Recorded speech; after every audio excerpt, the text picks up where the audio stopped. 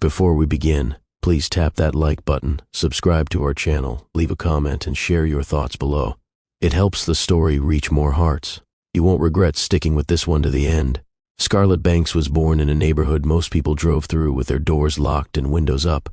South Atlanta wasn't the kind of place that made headlines unless something burned or broke. But even as a child, Scarlett carried a kind of quiet defiance in her gaze, like the world didn't scare her because she already knew she would outgrow it. By 10, she was reading medical journals for fun. By 14, she was tutoring her older cousin through college algebra. By 17, she was valedictorian and bound for Emory University on a full ride, the pride of a community that had learned to stop hoping. Her mother, Laverne, worked 3 jobs. Her father, gone before she could say her first word. Her life had no room for luxury, just books, ambition, and late-night prayers whispered into her pillow. Scarlett learned early that intelligence wasn't enough. She had to be flawless, charming but not threatening, brilliant but not loud, exceptional but never arrogant. And she was. In Emory's neuroscience program, Scarlett made waves. Her work on pediatric cognitive mapping earned her a lab assistantship before she turned 22. She stayed up nights building models, scanning toddler brain images, mapping neural plasticity in cases of early trauma. Professors whispered that she'd be one of the youngest first author publishers in the field, maybe even a Nobel hopeful if she kept her momentum. But all the momentum in the world couldn't prepare her for him. It started on a gray Friday morning, nothing special. Scarlett had barely slept the night before, prepping slides for a symposium on neural modulation in children with auditory processing disorders. Her nerves were tangled. The room was packed. Industry giants and international guests lined the seats. She adjusted her blazer twice and reminded herself to breathe.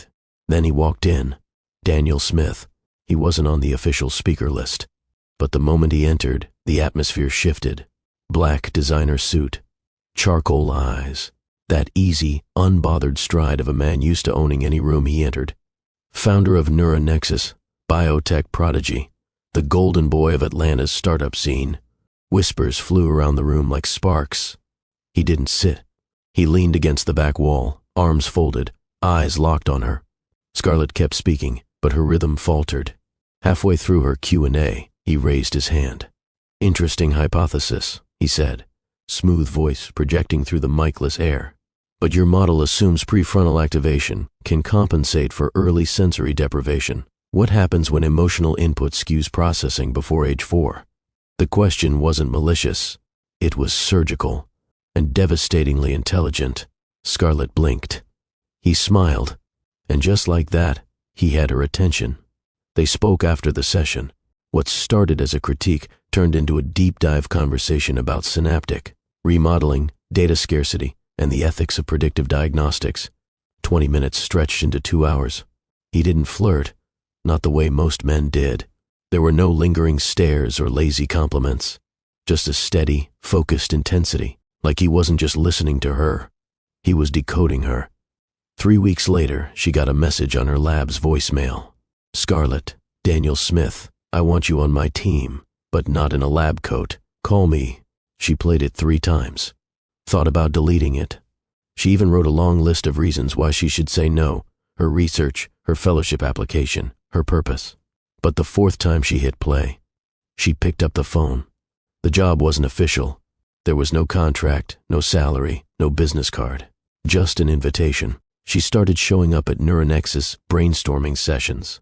At first, she offered ideas quietly. Then, she stayed behind to rewrite pitch decks and coach Daniel on neurolinguistics to sharpen his investor presentations. In private, he said she had CEO energy. In public, she was introduced as a close friend helping with logistics. Scarlett should have asked questions, but she didn't, because it felt like the beginning of something rare. At 25, she moved into Daniel's Buckhead penthouse. He didn't propose, didn't call her his girlfriend. There was no label, just a toothbrush beside his, a mug with her name on it in the kitchen, a second keycard in her bag. They were building an empire. She convinced herself that was enough. She told herself the ring would come later, the credit would come later, that for now, staying close to brilliance, even if it wasn't her name on the wall, was part of the sacrifice. It would pay off. It had to. Scarlett's days blurred into Daniel's rhythms. Investor calls at dawn. Strategy meetings mid-morning. She sat beside him on flights, in boardrooms, behind velvet ropes. Always near, never seen. At night she revised his speeches while nursing a baby monitor on her lap, because then came the children. Not one, not two. Triplets. Nova, Ari, and Kai. 3 miracles born on a rainy Thursday in September. She labored for 19 hours. Daniel flew in on hour 15, stayed for the final 10 minutes, and cut one umbilical cord for the photos. Scarlett never complained. She named them, fed them, rocked them to sleep while reading neuroscience papers aloud so she wouldn't fall behind. When Daniel's mother suggested a nanny, Scarlett said, "No. These are mine," she whispered. "I've already given away too much." The world never saw the woman behind the genius. But without her, his empire would have collapsed before its second Series A. Scarlett never stopped working, but she also stopped asking for recognition. 6 years passed. She buried her dreams quietly, folded her ambition into bedtime stories and biometric algorithms whispered into Daniel's ear while he slept. She had been a rising star. Now she was a ghost in designer heels. But even ghosts remember who they used to be. And ghosts, they always come back. Have you ever given your all, your talent, your dreams, your voice, for someone else's spotlight? Drop a comment if you've ever felt invisible while helping someone else rise. The first night Scarlett spent in Daniel's penthouse, she didn't sleep. The room was vast, glass walls, marble floors, a view that looked out over the Atlanta skyline like a throne above the city. But Scarlett didn't feel like a queen. She felt like a guest. Her suitcase sat unopened beside the door. Her shoes lined neatly against the wall. She didn't know where to put them. Daniel walked in past midnight, unbothered. He tossed his jacket on the velvet chair and dropped a kiss on her forehead. "Long day," he murmured. "Investor pullout in Paris. Fixed it." Then he vanished into the bathroom. No questions, no welcome. Scarlett sat at the edge of the bed, staring at the skyline, wondering if she had just walked out of her life and into someone else's. 2 weeks later, she stopped wearing her badge to Neuronexus. She still came to the office, but only after hours or on weekends. Daniel said appearances mattered. Too many voices confused the narrative, he explained. Instead, she worked from home, edited strategy memos, drafted responses for the board. She'd finish a 40-page investor brief and watch as Daniel skimmed it on the balcony, then quoted it verbatim in an interview later. Scarlett didn't flinch when he called it his perspective. She just nodded. "You sounded clear." That became their pattern. He built the brand. She built the foundation. His world was relentless. Events, fundraisers, charity galas. Scarlett stood beside him in couture gowns he selected, smiling at donors, laughing at jokes that weren't funny. She became fluent in the art of being agreeable. Always 2 steps behind. Always dressed for roles she never auditioned for. In private, he praised her. "You keep me sharp," he said once, dragging his thumb across her lips before a dinner party. "Like a mirror that reflects my best." She wanted to tell him she was more than a mirror. But mirrors don't speak. So she stayed silent. When the kids came, everything changed, and nothing did. The pregnancy was rough. Triplets meant bed rest by month 5, hospital stays by month 6, and daily monitoring by month 7. Daniel flew in and out of appointments, depending on how his pitch calendar looked. Scarlett never asked him to stay. She knew better than to interrupt a man chasing greatness. Instead, she asked the nurses to leave the room during ultrasounds, just so she could cry in peace. After the babies were born, the penthouse turned into chaos. Nova was colicky. Ari barely slept. Kai refused bottles. Scarlett ran on 3 hours of broken sleep a night. Her body was sore, her mind foggy, but she still managed to create presentation slides between feedings. She once drafted a 24-page deck while pumping milk at 3 a.m. Daniel didn't notice. He only saw results. "You're incredible," he told her after one particularly brutal week. "You handle things. That's what I love about you." She smiled, but that night she stared at herself in the mirror and didn't recognize the woman holding the toothbrush. She thought about leaving once, just once. It was 2:12 a.m. The kids had finally gone quiet. The apartment smelled like lavender and exhaustion. Scarlett sat on the kitchen floor with a cracked phone in her hand, rereading her old neuroscience notes. In another world, she'd be finishing her dissertation. In another life, her name would be on the cover of journals. She could almost feel the weight of the pen. But then Kai stirred, and Nova coughed, and Scarlett closed the notebook. She told herself she'd revisit the dream later, once things calmed down, once the chaos passed. But chaos never passes when you're the only one holding everything together. By year 5, Scarlett had become invisible in plain sight. Daniel's company valuation hit 9 figures. Investors hailed him as a visionary. Tech magazines printed his face in glossy spreads. Not once did they mention her. She didn't care, or at least, that's what she told herself. Until one morning, during a pre-launch meeting, Daniel said something that made her chest tighten. "I built this from the ground up," he said to a group of international funders, "all on instinct and grit." Scarlett sat at the end of the long table, holding a cup of coffee she didn't even want. No one acknowledged her. Later, in the car, she turned to him. "You could have mentioned the team." He shrugged. "They know." "No, they don't." Daniel glanced out the window. "Does it matter?" Scarlett looked at him for a long time, and then she looked at herself. And for the first time she began to wonder if love should feel like being erased. The thing about Daniel was, he never hit her, never yelled, never called her names. But emotional abandonment isn't always loud. Sometimes it's a closed door when you needed an open one. Sometimes it's silence in the room when you're crying in the dark. And sometimes it's handing someone your genius, only to watch them rename it as theirs. Still, Scarlett stayed. She stayed when the board rejected her proposal to create a subdivision focused on pediatric research under Neuronexus. Daniel said it wasn't the right time. That kid stuff wasn't profitable enough. She stayed when Daniel's sister made a comment at brunch. "You're basically a glorified nanny, right?" She stayed when her emails started getting forwarded to assistants instead of replied to directly. Because love, when tangled with loyalty, can become a trap you don't realize you're in. And Scarlett? She still believed a man who challenged her mind at that symposium might come back. She was still waiting for him, until that night at the Fox Theater. But that's another chapter. This one ends in silence. In Scarlett standing on the balcony of the penthouse at 3:43 a.m., barefoot, clutching a baby monitor in one hand and a mug of tea in the other. The city below was glowing with promises it had no intention of keeping.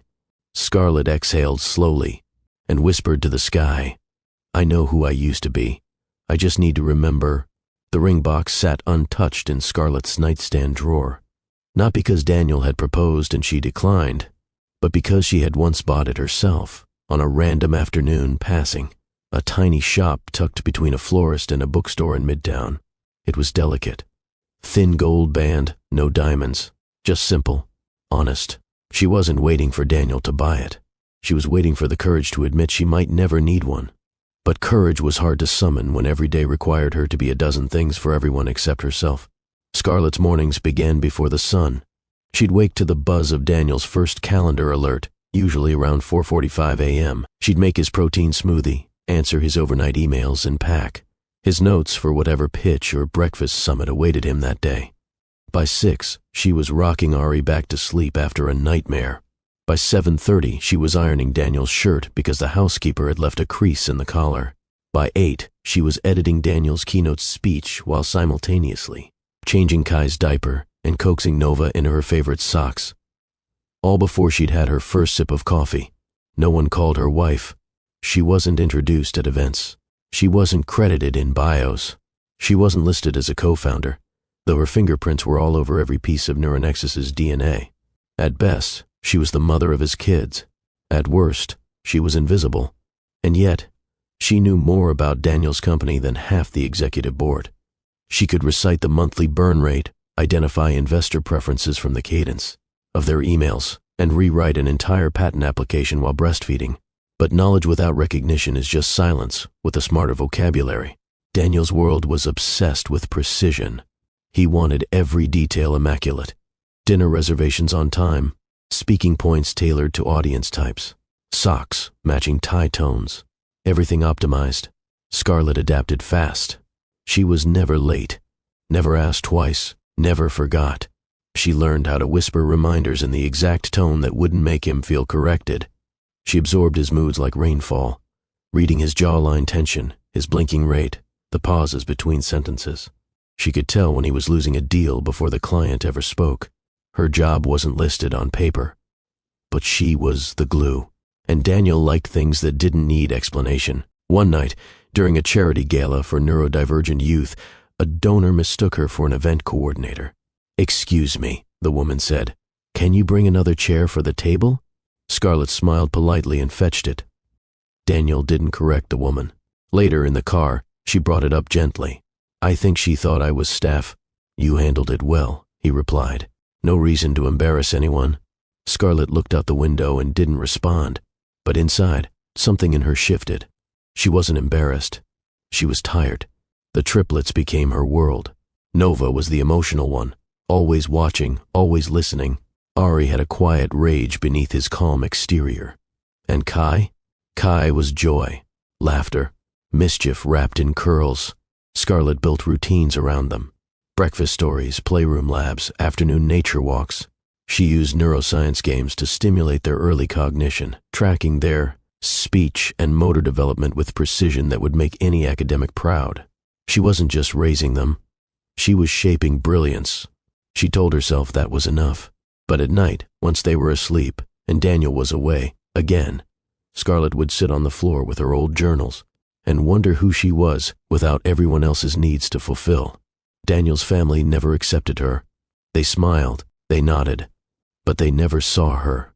His mother once asked, "Are you still doing the brain thing, or are you full-time at home now?" Scarlett replied, "Both." The woman raised an eyebrow. "Ah, so not really either." It stung, not because it was cruel, but because it was strategic. Daniel never corrected her either. Later, when Scarlett asked why, he said, "She doesn't mean anything by it. Just ignore her."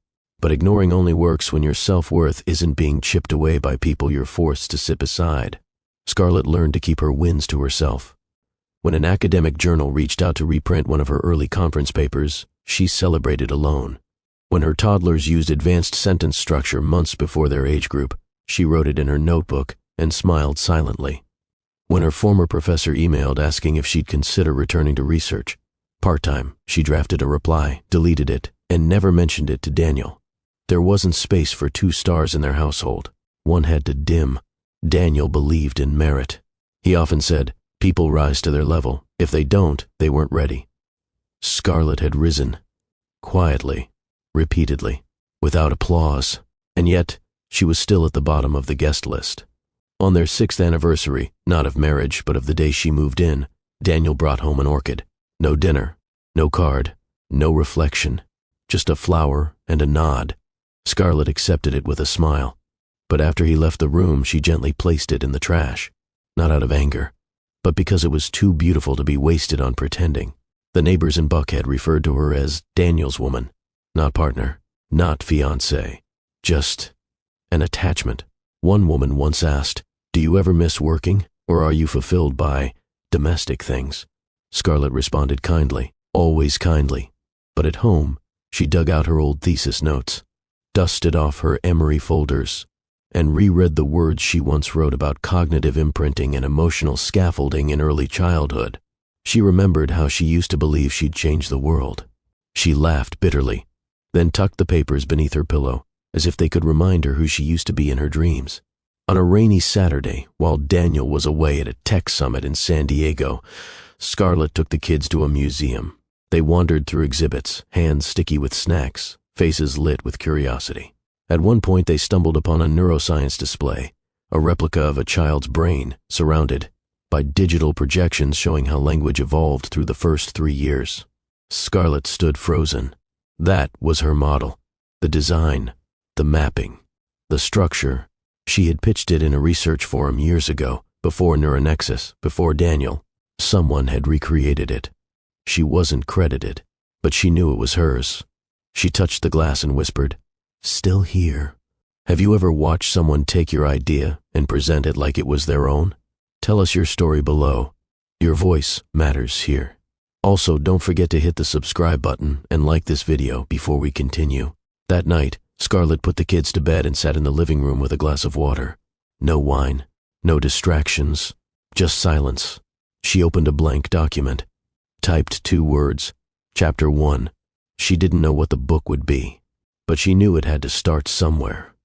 Because if she waited any longer, she'd vanish completely, and she'd worked too hard, dreamed too vividly, sacrificed too deeply, to disappear without leaving her name behind. There's a specific kind of heartbreak that doesn't come with betrayal or abuse.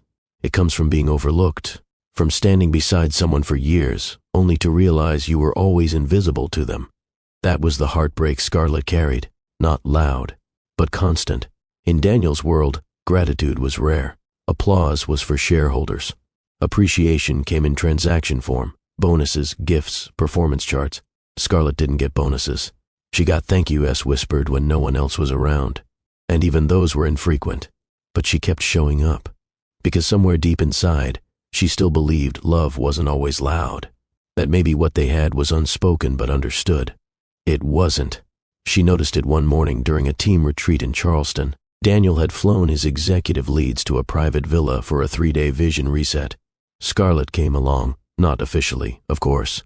She was there to watch the kids, prep Daniel's speaking notes, and handle logistics while the others toasted mimosas. During a team dinner, Daniel stood to give a toast. He praised the CTO for building the architecture, thanked his CFO for loyalty, nodded to his lead strategist, saying, "She makes me look smarter than I am." Scarlett waited, smiling, expecting something. He raised his glass to the team that made this possible, then he sat. Later that night, she found him on the patio, scrolling through emails. "Did you forget someone?" she asked gently. He looked up, confused. "Tonight," she clarified, "at the table." Daniel blinked. "What do you mean?" Scarlett folded her arms. "You thanked the strategist who repeats half the things I write for you, the CTO who came in 2 years ago, but you didn't mention me." He sighed. "Scarlett, it wasn't that serious. It was to me." He set the phone down. "Why do you need public validation for something you already know?" She froze. "Because I'm tired of pretending I don't. Recognition isn't ego. It's survival when you've been reduced to silence for too long." Scarlett didn't want to be a statue behind a titan. She didn't want a plaque or a post on Instagram. She just wanted to be named, to exist. Back in Atlanta, Scarlett began shrinking in new ways. She declined more events, avoided investor mixers. She stayed with the kids more, not because she was retreating, but because it was the only place she still felt useful. The triplets saw her. They knew her worth instinctively. Ari would hold her hand without being asked. Nova drew family pictures where Mommy had a superhero cape. Kai once said, "Mommy builds brains," and it nearly brought Scarlett to tears. Daniel, meanwhile, was gearing up for a tech conference in Toronto. He invited Celeste Monroe to speak on a brand equity panel. Scarlett noticed the email. She didn't ask questions. She just filed it away, quietly. By this point, Scarlett had created an entire archive of her contributions, ghostwritten policy, drafts, investor summaries, early-stage concept frameworks, even the product roadmap skeleton, all in a hidden folder. She didn't know why she was collecting them. She only knew that one day, someone might need to know the truth, even if that someone was herself. One evening, while Daniel was in LA and the kids were asleep, Scarlett opened her laptop and typed out a mock grant proposal for a new research initiative, early cognitive repair through applied neural patterning. She gave it a name, the Elise Protocol, after her grandmother, the first woman in her family to graduate college. She didn't know if it would go anywhere, but as she typed, her fingers moved like they remembered who she was. Every hypothesis poured from a place inside her that had been dormant for too long. She wasn't writing to impress anyone. She was writing to breathe. Daniel returned from LA with new branding deals, fresh partnerships, and another watch to add to his collection. Scarlett asked how it went. He grinned. "They love me. We're on the cusp of something massive." She smiled. But she didn't ask for details, because she knew what we meant in his language. It never included her. On the twins' 4th birthday, Daniel hosted a backyard brunch. The Smiths flew in from Buckhead. Neuronexus execs floated in with overpriced gifts and polite small talk. Celeste Monroe arrived late. Scarlett opened the door and froze. The woman stood poised in a red dress, heels high enough to rival ego. "Hey," Celeste said brightly. "I brought the twins a Montessori playset. Organic wood, of course." Scarlett smiled. "They'll love that." Celeste made herself at home, chatting with Daniel's father, helping herself to champagne, laughing at a volume slightly too high. Scarlett caught her touching Daniel's wrist once.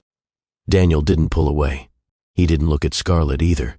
That night, after the last balloon popped and the last dish was scrubbed, Scarlett sat at the kitchen counter with her notes. She stared at the Elise protocol outline and made a decision. She would apply to the University of Amsterdam's Advanced Neuroscience Fellowship, just to see, just to remember what it felt like to choose herself. Weeks passed. She said nothing to Daniel. But every day, she checked her email. Just once, just in case. Then one morning, as she poured cereal for Nova and tied Kai's shoelaces, her phone buzzed. She opened it casually, expecting a sale notification or a group chat alert. But there it was. Subject: Acceptance into UVA Fellowship Cohort, 2025. Her hands trembled. She read it twice. 3 times. Then sat on the floor and cried. Quiet, breathless tears. Not because of joy, but because something dormant had just awakened. She didn't tell Daniel immediately. She wanted the right moment. But moments like that don't exist in relationships built on imbalance. So she chose a Tuesday night. They were having dinner. The kids had gone to bed. The TV was low. I got accepted into a neuroscience program in Amsterdam, she said softly. Daniel looked up from his phone. For a paper? For a full fellowship? Pause. Silence. Then, what about the kids? They'd come with me. Another pause. You're serious? She nodded. Very. Daniel exhaled. You'll be alone over there. No support, no family. I'll have me. And who's going to help you raise 3 kids while dissecting infant cognition? I've been doing that for 6 years already. He didn't say congratulations. He didn't ask for details. He just said, let me know what you need from me. Scarlett nodded, but in that moment she knew.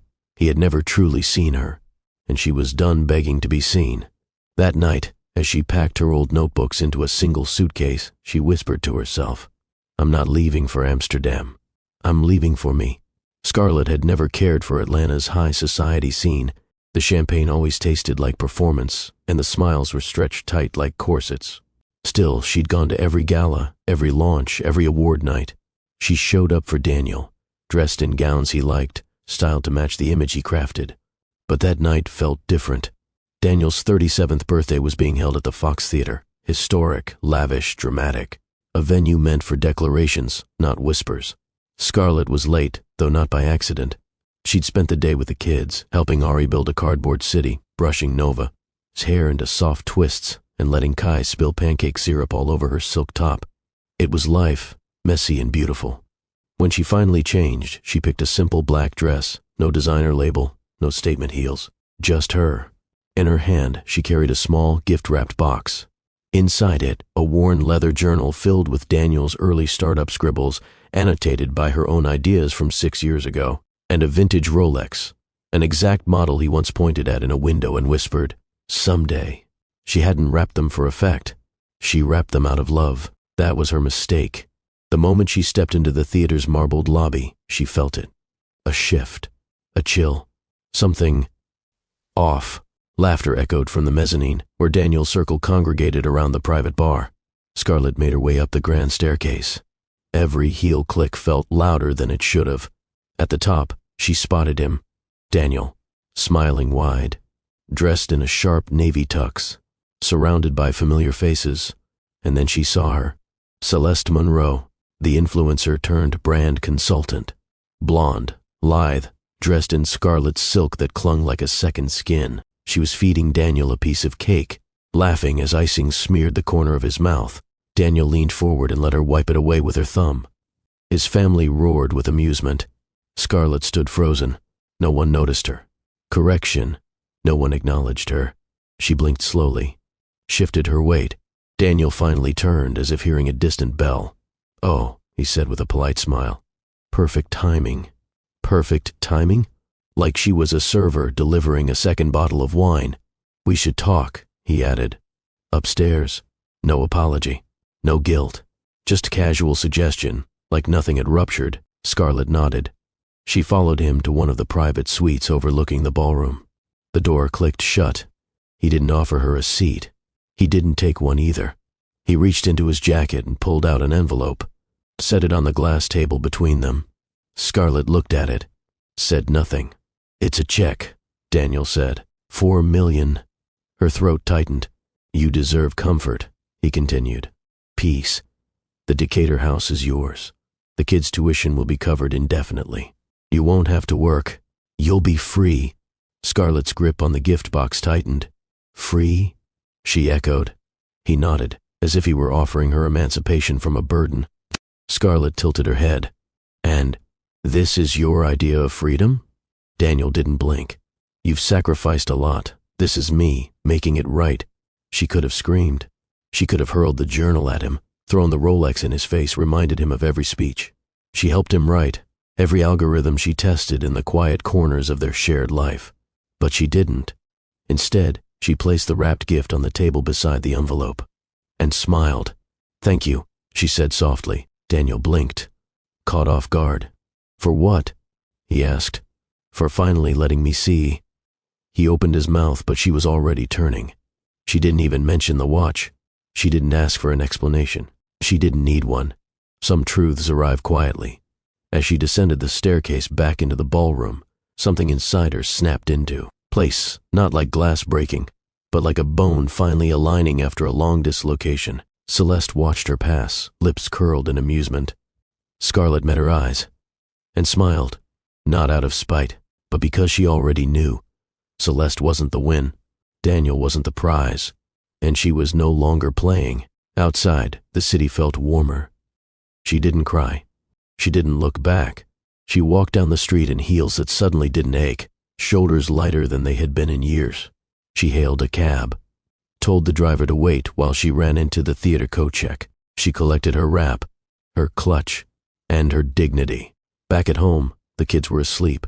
Scarlett knelt beside their beds, kissed their foreheads, and tucked the covers tighter. Then she stood in her quiet kitchen, the check still folded in her bag. She didn't tear it up. She didn't frame it either. She simply opened her laptop, pulled up her draft of the Elise Protocol, and whispered, "Now we begin," because for the first time in years, she had nothing tying her down, and everything pulling her forward. Scarlett stared at the check again under her kitchen light. It didn't shake in her hand. It didn't tremble with insult or heartbreak. It just sat there. $4 million. Enough to buy a new house, pay for years of education, disappear into a life of quiet comfort. But that wasn't the offer, was it? It wasn't about money. It was about silence, about making sure she walked away without a trace. No name, no credit, no noise. A quiet erasure with golden ink. Scarlett folded the envelope shut and slid it under a stack of unpaid childcare invoices Daniel had never seen. The next morning, Daniel didn't call. Neither did his mother. The only text she received was from Celeste. "No hard feelings. Life moves on. Wish you well, girl." No punctuation, just sugar-coated dismissal. Scarlett deleted it without a reply. She had wasted enough breath explaining herself to people who never listened. At sunrise, she took the kids to a quiet park in East Atlanta. There were no paparazzi, no tech investors, no publicists crafting optics. Just squirrels, swings, and the sound of her children laughing. Ari climbed a tree. Nova chased butterflies. Kai rolled down a grassy hill, giggling like gravity was a game. Scarlett sat on a bench, her hands wrapped around a paper cup of coffee, her heart wrapped around something much bigger, freedom. Not the kind Daniel thought he was buying, the kind she was choosing for herself. Later that day, she called a realtor. "I'm looking for a rental," she said. "And 3 bedrooms, no frills, just safe and close to a decent library." The agent blinked on the other end of the video chat. "You're Mrs. Smith?" Scarlett smiled. Not anymore. Within a week, she had signed the lease. The Decatur house stayed empty. Daniel's gift sat in silence, unclaimed, unacknowledged. She didn't want the house he picked. She didn't want his piece packaged with strings. She wanted the kind she could build herself. The first night in the new place, Scarlett slept on the floor beside the kids, wrapped in blankets, their laughter echoing off bare walls. No designer furniture, no curated lighting, just warmth and clarity. The next morning she began building a home, not with chandeliers or luxury appliances, but with structure, discipline, and joy. She created reading corners, chore charts, kitchen dance-offs. Every corner had purpose, not for appearances, for life. One night, Nova asked, "Where's Daddy?" Scarlett paused, then said softly, "He's living somewhere else now." "Why?" Ari asked. Scarlett knelt beside them. "Because sometimes," she said gently, "grown-ups love differently. And sometimes one kind of love tries to make the other smaller. That's not a love we keep." Kai looked thoughtful. "Are we small?" Scarlett shook her head. "No," she whispered. "You're everything." At midnight, once they were asleep, she opened her laptop again. The Elise protocol document blinked on the screen. She began refining the model, adjusting the language, rewriting the abstract with sharper terms. And in between every line, she wove memory, late-night feedings, investor dinner notes written on napkins, the sound of Kai's first word, the silence after Daniel's praise for everyone but her. Every sentence carried her story, not of revenge, but reclamation. By the end of the month, she had packaged the research proposal. She uploaded it to 3 programs, Amsterdam, Berlin, and Edinburgh, just to see. She didn't tell Daniel. She didn't owe him updates anymore. He had made that clear when he handed her that envelope. Weeks later, a brown envelope arrived from the University of Amsterdam. Scarlett opened it slowly. Inside was a single sheet. Accepted. Her hands shook. This time not from heartbreak, but from victory, the kind no one could take credit for. She stood in the middle of her small kitchen and exhaled like she hadn't in years. She was going to Amsterdam. With the kids. Without the shadow. She packed light. Just clothes, toys, her laptop, and the journal Daniel never opened. She didn't leave a note. She didn't announce her departure. She simply informed Daniel via email. "We'll be relocating to Amsterdam for academic reasons. The children are safe. My attorney will be in touch with updated guardianship logistics. Respectfully, Scarlett." Daniel didn't reply immediately. When he finally did, it was short. "Let's talk when you're back." She never answered. Because she wasn't planning on coming back, not to him, and not to the version of herself he once tried to contain. Amsterdam was quieter, cooler, gentler. Scarlett enrolled the triplets in a bilingual school down the street. They loved it instantly. Nova joined the art club. Ari took interest in robotics. Kai became the official classroom comedian. Scarlett walked them to school every morning, rode her bike to the university, and returned each afternoon to warm hugs and finger paintings. She started teaching, started testing, started publishing again. No more ghostwriting. Her name was on the cover. First, bold. In her 3rd month there, she sat in a cafe reviewing peer notes when an unfamiliar voice said, "You left the formatting open." She looked up. Dr. Elias Vaney, geneticist, visiting from London. Tall, quiet, eyes like autumn. He smiled gently. "Sorry, I always notice grammar. It's annoying." Scarlett smiled back. "I'll survive." Their friendship began in the margins, shared lectures, coffees, research debates. He never asked about her past. He never made her feel like she had to earn his attention. He just listened. And when she spoke, he looked like he actually heard her. Not as a favor, as a reflex. One day she returned a research text he'd loaned her. Elias invited her in for tea. She wore a knit sweater, no makeup, hair undone. He poured chamomile. Her hands trembled slightly. "I'm not fragile," she said softly, "but I've been invisible." Elias reached across the table, gently touched her jaw. "I see you." Their lips met, and everything stilled. No theatrics, just honesty. Scarlett opened beneath him, not because she had to, because she chose to. Scarlett sat cross-legged on the wooden floor of her Amsterdam flat. No rugs, no fancy decor, just pale light pouring through the wide windows and the soft sound of wind outside. The triplets were asleep, finally. Their breathing patterns were different, but familiar to her now like lullabies. Kai's quiet snore, Ari's soft sigh, Nova's gentle murmur of unfinished dreams. Scarlett's laptop screen glowed in the dark. The file named the Elise protocol blinked with possibility. She didn't open it yet. Instead, she wrapped her arms around her knees and allowed herself a moment to feel it. Not fear, not doubt, but presence. It was the first night in 6 years where no one expected her to vanish behind someone else's shine.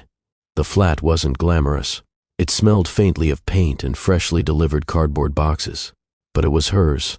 She had chosen the location for its walkability, for the school nearby, for the way the sunlight hit the windows around noon and flooded the kitchen with warmth. There was no security gate, no housekeeper, no marble backsplash, but the fridge was covered in finger drawings and alphabet magnets, and that, to Scarlett, was enough. Earlier that day, she had taken the Triplets to a canal-side bookstore.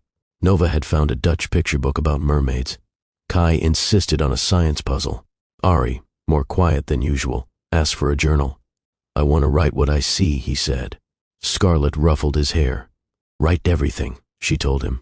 "Don't wait for someone else to tell your story." He nodded, solemn. Scarlett didn't realize until later that she was really speaking to herself. Back at the university, she kept her head down. Not from shame, but to focus. Her presence stirred whispers. A newcomer, American, published before re-entry. Rumors floated about her connection to Neuronexus. She ignored them. She wasn't there to prove anything. She was there to reclaim everything. Scarlett's lab station became her altar. Test results, brain scans, graphs, notebooks. She immersed herself in pediatric neural response modeling. She refined her original theories with newer methods, light pattern testing, language interruption recovery. She kept office hours, led lectures, built new mentorship programs for first general scholars. And when she went home, she became mommy again, making grilled cheese, patching, stuffed animals, and helping Kai pronounce bibliothèque correctly. Her days were long. At night, when the city grew quiet and the kids were tucked in, Scarlett would make tea and write. Not in academic terms, not for grants or forums. For herself, tiny essays, love notes, ideas scratched onto napkins, truths whispered only to her. That first night, sitting in the stillness, she picked up her journal and wrote one sentence: "I was always the blueprint." One afternoon, Elias stopped by her office. He held a thumb drive and 2 coffees. "I translated your data model into a simulation," he said, placing the drive on her desk. "Also, caffeine." Scarlett raised an eyebrow. "You did that in 2 nights?" Elias shrugged. 3. I slept once." She smiled. "You didn't have to." "I wanted to." There was no flirtation in his tone. Just commitment, not to her, to the work, to the shared vision. They worked together for hours, shoulder to shoulder. When they spoke, it was easy, unforced. Scarlett didn't have to shrink her vocabulary or rephrase her ideas to protect a man's pride. She didn't have to wait for space. He made it, naturally. That night, she returned the research book he had loaned her. A gesture, nothing more. Elias invited her in. Scarlett hesitated, not because she was unsure of him, but because she wasn't sure of herself. He noticed. "You don't have to," he said quietly. "Not tonight, not ever." She stepped inside. "Tea?" he asked. She nodded. He poured chamomile. No sugar, just warm, comforting, present. As she reached for the cup, her fingers brushed his. She froze, so did he. Their eyes met. And then she said it, the truth that had lingered in her throat for months. "I'm not fragile," she whispered, "but I've been invisible." Elias didn't respond with pity. He didn't offer reassurance. He simply lifted his hand and touched her cheek. "I see you." They didn't kiss right away. The silence between them was tender, not tense. Scarlett leaned in slowly. Testing. Elias met her halfway. Their lips brushed, soft, unsure, real. It wasn't a fairy tale. It wasn't fire. It was recognition. And sometimes, that's enough to start a wildfire. They moved together in the quiet. His hands traced the curve of her back, not possessively, but like reading a map with reverence. Scarlett trembled, not from fear, but from memory. This wasn't Daniel's world of performance and conquest. This was safe, intentional, slow. When he lifted her sweater over her head, she didn't flinch. When he kissed the stretch marks on her stomach, she didn't hide. When he whispered, "Tell me what you want," she didn't freeze. She answered, clearly, confidently, and he listened. Afterward, they lay wrapped together, breath slowing in sync. Elias didn't ask what came next. He didn't assign her a role. He simply said, "You didn't have to thank me for anything tonight." Scarlett turned toward him. "I wasn't going to." Then she smiled and whispered, "But thank you anyway." The next morning, Scarlett stood barefoot on her apartment's small balcony, a cup of mint tea warming her palms. The city moved gently around her, cyclists whispering past, tram bells clanging. In the distance, cafe tables filling with students and thinkers. Nothing rushed, nothing performed, and for the first time in years, neither did she. Inside, the kids were getting ready for school. Nova was brushing Ari's curls. Kai was practicing Dutch phrases and giggling when he got them wrong. Scarlett smiled. She didn't need marble countertops or status. She had this, and this was real. At the university, Scarlett quickly became known for her discipline. She wasn't the loudest in meetings, but her research spoke louder than any speech. The Elise protocol, once a scattered theory born between feedings, was now a fully formed model, supported by trial cases, neural imaging data, and real-time developmental outcomes. Professors began citing her. Students started asking for mentorship, and slowly, Scarlett's name found its way onto panels, forums, and symposium invites.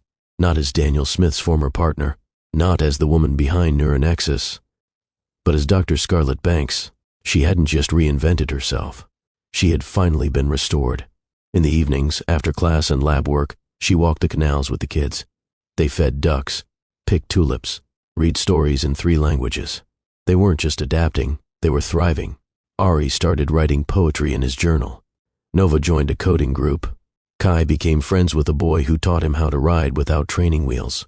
One night, Nova asked, "Why did we leave America?" Scarlett thought for a moment.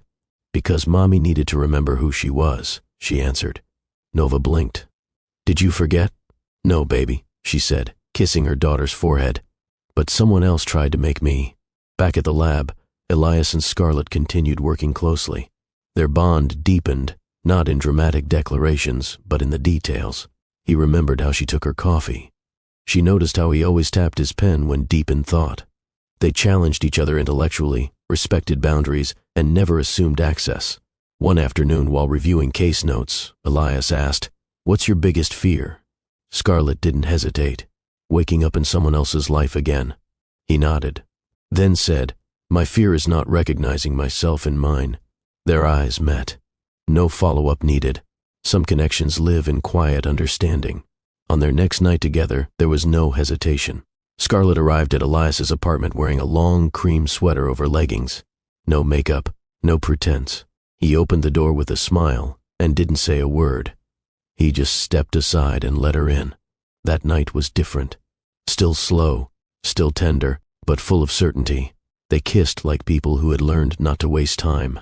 They touched like explorers, curious, reverent. Scarlett climbed onto him in the soft candlelight, her hands pressed against his chest. "This is my body," she whispered. "And I'm not giving it away. I'm choosing where it belongs." Elias didn't try to control her pace. He followed her lead, moving with her like a man honoring the moment. Their breaths tangled, their skin met without performance. No rush, no roles, just truth. Later, lying tangled together, Elias whispered, "You're not the same woman I met." Scarlett turned to him. "No, I'm not." She paused. "And I never want to be her again." At the lab the next day, a courier delivered a sleek envelope to Scarlett's desk. Inside, an invitation to the European Pediatric Summit. Not as an attendee, as a keynote speaker. She would be presenting the Elise protocol to the world. Her hands shook, but not with nerves, with power. She walked to the observation room, where the triplets were participating in a cognitive puzzle session. Watching them solve, stumble, and succeed reminded her why she started this work. They weren't just her children. They were her foundation, her reason. Back at home, she found a small note taped to the fridge. It was written in Ari's careful print. "Mommy, I'm proud of your brain." Scarlett sat at the kitchen table and cried. Not from sadness, from arrival. The night before the summit, Elias offered to take the kids for ice cream. Scarlett almost said no, but then she smiled. "Thank you." "You're ready," he said. "They're going to listen, really listen." Scarlett nodded. "That's the part that scares me." He stepped closer. "It shouldn't. The world's been missing your voice." The next day, she stood behind the podium, nerves pounding quietly beneath her calm. Her slides lit the auditorium behind her. The room was full. Scientists, journalists, clinicians. But she focused on the three small faces in the front row: Nova, Ari, Kai. Scarlett adjusted the mic, took a breath, and began. She didn't speak with performance. She spoke with clarity, with lived experience, with a depth that came not from textbooks, but from years of watching children grow with their mother beside them, not over them. By the end of her talk, the room was still. Then came the applause. Long, standing. Scarlett didn't cry. She didn't bow. She just looked at her kids and smiled. Because this moment, it belonged to them too. Elias never asked for attention. He didn't need the spotlight. He didn't perform for praise or pose for admiration. That's what startled Scarlett at first. His steadiness. It wasn't flashy. It wasn't poetic. It was constant. And after years of emotional tightropes, Scarlett found constancy more seductive than charm. They worked in parallel. Scarlett's research leaned into neuroplasticity and early stimulation. Elias focused on inherited trauma markers and emotional response patterns in infants. Their fields overlapped in subtle ways. Their lives, even more so. Elias respected her boundaries without being told. He never asked her to change her schedule. He never tried to be the triplets' father. But he showed up, picked them up when Scarlett was buried in grant deadlines, waited patiently when dinner ran long, sat through Kai's puppet shows with a straight face and Nova's long explanations of outer space like they were gospel. Scarlett watched all of it, quietly, not because she was waiting for him to fail, but because she still didn't fully believe love could exist without obligation attached. One Friday night, Scarlett arrived home late. She had been teaching a workshop on data interpretation. The kids were already in pajamas. The kitchen was clean. A bowl of leftover pasta sat covered on the counter. Elias was reading on the couch, glasses slipping down his nose. She stood there for a moment, just watching. No performance, no announcement, just presence. And somehow, that hit deeper than any grand gesture ever could. Later that night, they lay together in bed. Scarlett traced the lines of Elias's forearm. "Why are you still here?"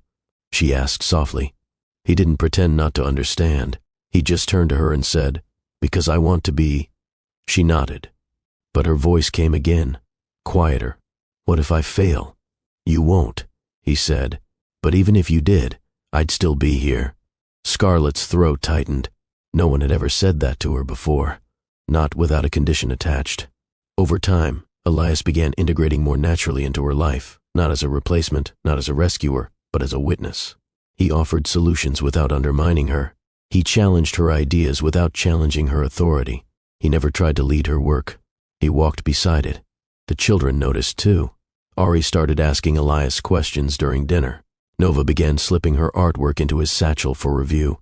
Kai once announced, "You're good at hugs," before wrapping his arms around Elias' waist and then walking away like it was the most normal thing in the world. Scarlett said nothing, but her heart logged every moment. They weren't accidents. They were evidence. At the university, their partnership flourished. Together, they co-led a multidisciplinary research initiative exploring how genetic trauma markers respond to active cognitive reprogramming in early development. Scarlett headed the neurology arm. Elias managed the epigenetic response analysis.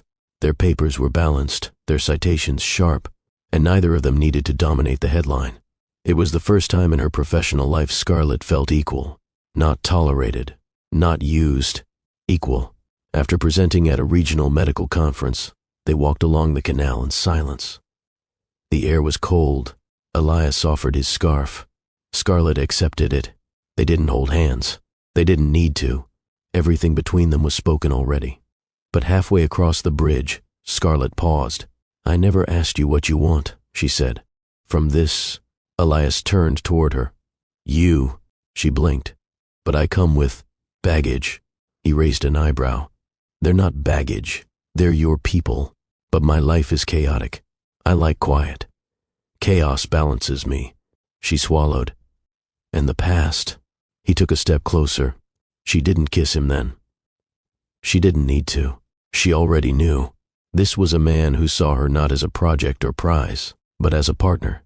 And that was everything. Later that evening, as they folded laundry together, an act as mundane as breathing, Elias looked over and said, "You don't realize it yet, but you're building a legacy. One day the world will trace its steps back to this moment. To you, right here. Scarlett didn't respond right away. Then she said, "It's hard to believe in legacies when you've spent years cleaning up someone else's." "Exactly," he said. "That's why yours will matter more." Their next night together wasn't dramatic. It was slow, easy, real. They cooked together, burned the rice, laughed about it. He kissed her in the hallway. She pulled him toward the bedroom. And there, in the hush between footsteps and whispers, they became something solid. Not fantasy, not rescue. Just two people choosing each other, freely. Scarlett didn't knock. She didn't text ahead. She didn't hesitate. She just showed up at Elias's apartment with her heart thudding in her chest and her nerves stripped bare. It had been a long week. Lectures, meetings, field tests, parent-teacher conferences. But none of that was the reason she was standing outside his door with nothing but quiet conviction and the ache of anticipation tucked beneath her coat. He opened the door in a soft navy tee and gray sweats, barefoot, eyes warm. He didn't say anything. Neither did she. Not yet. She stepped inside. He closed the door. The rain began outside, tapping lightly against the windows like the universe whispering that this moment had arrived on time. Scarlett pulled off her coat slowly, revealing a long-fitted dress, thin straps, resting over her shoulders, the fabric clinging softly to her curves. She hadn't dressed for seduction. She had dressed for remembrance. She needed to remember what it felt like to be desired without condition. To be touched, not because it was earned, but because it was wanted. Elias stepped toward her, cautious, as though approaching a flame he didn't want to startle. She reached for his hand and placed it flat against her waist. "I don't want to be careful tonight," she said, voice low. His fingers curled gently into the fabric of her dress. "Then tell me what you want." She slid his hand lower. "I want you to take your time, but not hold back." He kissed her slowly at first, lips soft and exploratory, tasting her as if she were a language he wanted to master, not rush. Scarlett parted her mouth for him, letting him in, not with hesitation but with certainty. She led him to the couch. They sank into it, tangled in each other, their bodies finding rhythm before clothes even came off. His hands were everywhere, shoulders, hips, the back of her thighs, but nowhere rushed, nowhere forceful, just firm, present. When he kissed the hollow of her throat, she sighed, long and low, as though the pressure in her lungs had finally broken free. He eased the straps of her dress down with reverence, exposing her slowly, like unwrapping something sacred. Her skin responded instantly. She felt heat rise from the center of her belly outward, blooming across her chest, neck, jaw. Elias leaned back just to look at her. "You are—" he began. She stopped him with a kiss. "No metaphors," she whispered against his lips. "Just keep going." He obeyed. He stood, lifted her in his arms, and carried her to the bedroom without ceremony. No stunts, no words, just breath and need. Scarlett didn't resist. She wanted to be carried. She wanted to be wanted. The bed was warm from the radiator, soft beneath her back. Elias stood over her, pulling his shirt off slowly, then sliding down his sweats. She watched him with open hunger. The definition of his chest, the way his muscles moved with control, his thighs, strong and steady. He was the kind of man who didn't just take his time. He honored it. When he climbed onto the bed, hovering over her, their eyes locked again. Scarlett reached up, brushed a thumb along his lower lip. "I've never done this without performing," she whispered. "Not like this." He kissed her palm. "Then don't perform." She nodded. "And let go." He kissed her again, deeper now, slower. His mouth moved down her chest, his tongue tracing every inch he uncovered. She arched beneath him, hands in his hair, her breath breaking into half-formed moans. His hands explored her hips, her inner thighs, caressing with care and purpose. When he finally reached the center of her heat, he didn't rush. He teased, tasted, took. Scarlett's head rolled back, a soft cry escaping her throat, legs trembling under his tongue.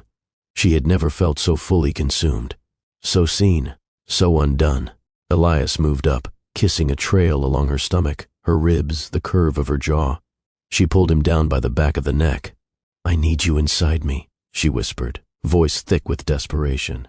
"Now." He entered her slowly. One deep stroke. Scarlett gasped, not from pain, but from the shocking intimacy of it, from the way he filled her, not just physically, but with something deeper, something real.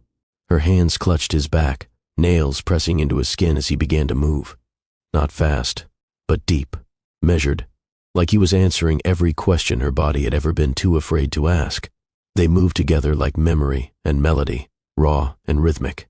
Scarlett's moans grew louder, her body trembling, legs tightening around his waist. She clung to him, kissed him, whispered things she didn't know she'd been holding in for years. Harder, she breathed. Don't hold me like I'll break. Elias responded with a groan, hips driving deeper, hands gripping her. Thighs, his pace quickening just enough to push her over the edge. Her climax hit like a flood, sudden, hot, overwhelming. She cried out, tears pricking her eyes, chest heaving as the wave rolled through her, and even then, he didn't stop. He slowed, held her, kissed her through it. She felt every heartbeat in her chest and every tremble in her limbs. She reached for him again. I want more, she whispered, voice raw. You have all of me, he said. Then he kissed her again and rolled onto his back, pulling her on top. Scarlett straddled him, hair wild, skin glowing with sweat and satisfaction. She looked down at him and smiled, truly smiled. Then she sank down, taking him in again, slow, inch by inch. Elias groaned beneath her, his hands holding her hips, letting her lead this time. Scarlett moved with purpose, riding him with a mix of power and surrender. Her body rocked in waves, her moans filling the room like a song only he could hear. He watched her the whole time, never looked away. Even when he came, it was with her name in his mouth and her body wrapped tight around his. They collapsed into each other, breathless, wrapped in sweat and softness. Scarlett buried her face in his chest. Elias kissed the top of her head. Neither of them spoke for a long while. Eventually, she whispered, I didn't know it could feel like that. Elias stroked her back. You've never been with someone who knew how to see you first. She closed her eyes. Let the warmth settle. Let herself rest. Not as an escape, but as a woman finally choosing ease. It began with an email. Scarlett was in the lab, finalizing her team's first external trial report for the Elise protocol, when the subject line hit her inbox like a strike of static, urgent, allegations of plagiarism. At first, she thought it was spam, another scare tactic from online trolls. But when she opened it, her stomach dropped. The message came from the university's ethics committee. A formal inquiry had been opened into claims that Scarlett's research bore significant resemblance to a white paper published by Genetics Inc. in 2017. Attached, a comparison document. Sections of her work highlighted alongside segments of the genetics paper. A sick familiarity crawled up her spine. Genetics, Daniel's family's company. Of course. Scarlett closed her laptop, sat still. Her thoughts didn't race. They sharpened. She reached for her phone, scrolled through her archive of lab notes, timestamps, audio recordings, and digital drafts. She had built the Elise protocol from scratch. Every theory, every application. And she had been developing the initial model back in 2015, years before Daniel ever entered her life, let alone before she'd ever heard of genetics. She didn't panic. She documented. She prepared. Because if they thought she would shrink again, they had clearly forgotten what happened when a woman like her remembered who she was. Later that day, a printed copy of the accusation circulated among department heads. Gossip moved fast in academic circles, and faster in elite institutions threatened by disruption. Scarlett walked through the corridors like a storm in stillness. She didn't engage. She didn't react. She simply walked taller. Let them talk. She had data. Elias found her that night standing on the balcony, the wind sweeping through her curls, her shoulders squared like armor. They're coming for you because you're winning, he said softly. She didn't answer right away. Then, they're coming for me because I stopped hiding behind someone else's success. Elias stepped beside her. What do you need? Scarlett turned toward him, eyes clear, space, quiet, and no one telling me to soften this. He nodded. Done. The hearing was scheduled for Friday. She was given 3 days to compile a defense. While most people would have scrambled, Scarlett opened her notebook and got to work. Every chart, every napkin scribble, every time-stamped audio note she'd recorded over the years, narrating neural behavior, while folding laundry or driving the kids to playgroup, became her arsenal. She built her timeline like an architect builds a tower, detail by detail, truth by truth, unshakable. On the day of the hearing, she dressed in a simple black blouse, her curls pinned back, no makeup except for a soft berry lipstick. She didn't come to impress. She came to stand. The room was full, 40 researchers, senior faculty, a few members of the ethics board, and a handful of reporters waiting outside. Scarlett took her seat at the front. She didn't smile. She didn't blink. The opening statement was clinical, a monotone review of the claim, referencing potential overlap with a genetics document authored by a research assistant 2 years after Scarlett's initial notes had been logged. They asked her if she had a statement. She stood, opened her file, and began. What followed wasn't a defense, it was a dismantling. With clear dates, methodical references, and a calm voice, she walked them through her process, from the earliest napkin diagram, to her first neural map, to her children's speech progressions that had inspired parts of the sensory repair model. She played an audio clip from 2015, her own voice, recorded in her tiny apartment while feeding Ari, explaining how mirror neuron disruption might be rerouted through micro-reward stimulation. Some in the room shifted. One professor leaned forward. Another blinked rapidly. She showed them digital timestamps, scans of journals, archived email drafts, and finally she concluded, "My work wasn't born in a boardroom. It was built in a nursery, a kitchen, a quiet corner of a life no one thought was valuable enough to document. But I documented it, because I knew one day this moment would come." Then she sat and waited. There was a long silence. Then someone stood. Dr. Wenders, a senior neurologist known for his sharp skepticism. He looked at Scarlett, then at the panel, and said, "Miss Scarlett, I owe you an apology." Applause didn't come fast. It came slow, rising like a tide, then louder, then all at once. Scarlett didn't bow. She didn't smile. She nodded once. Outside, reporters shouted questions. Cameras flashed. She ignored all of it. Elias was waiting near the steps. She walked straight to him. He didn't speak. He just opened the car door. She slid in, exhaled, closed her eyes. Later, in their quiet apartment, he handed her a glass of water. Scarlett took it, then looked at him. "I didn't realize how much I needed to say all that out loud." "You didn't speak for them," Elias replied. "You spoke for yourself." She nodded and whispered, "Finally." 3 days after the hearing, the university issued a formal statement. It was short, unapologetic, clinical. Dr. Scarlett Banks has been cleared of all allegations. The research in question is her original work, developed independently and prior to any reference materials cited. The university regrets the inquiry and stands by her continued academic integrity. Scarlett read it once, then closed the email. It was not justice. It was bureaucracy, but it was done. The real redemption didn't come from the institution. It came from the ripple. Within 24 hours, the international neuroscience community started talking. A prominent journal released an op-ed titled, "How Academia Almost Erased One of the Brightest Voices in Pediatric Cognitive Research." Scarlett's inbox flooded with invitations, podcasts, panels, collaborations. Professors she once admired from afar now addressed her with respect, not because she demanded it, because she had earned it. Again, her keynote at the European Pediatric Summit was moved from a breakout room to the main stage.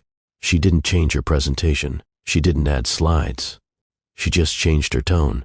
She stood behind the podium, the triplets seated front row with Elias, and said, "I used to think my ideas weren't valid until someone else confirmed them, but now I understand. Truth doesn't wait for permission, and neither should the people who carry it." Her words weren't met with just applause. They were met with action. 2 universities reached out immediately. One offered her a fellowship to lead a cognitive innovation division. The other offered her a permanent chair. Later that night, she and Elias walked the canals in silence. She wasn't floating.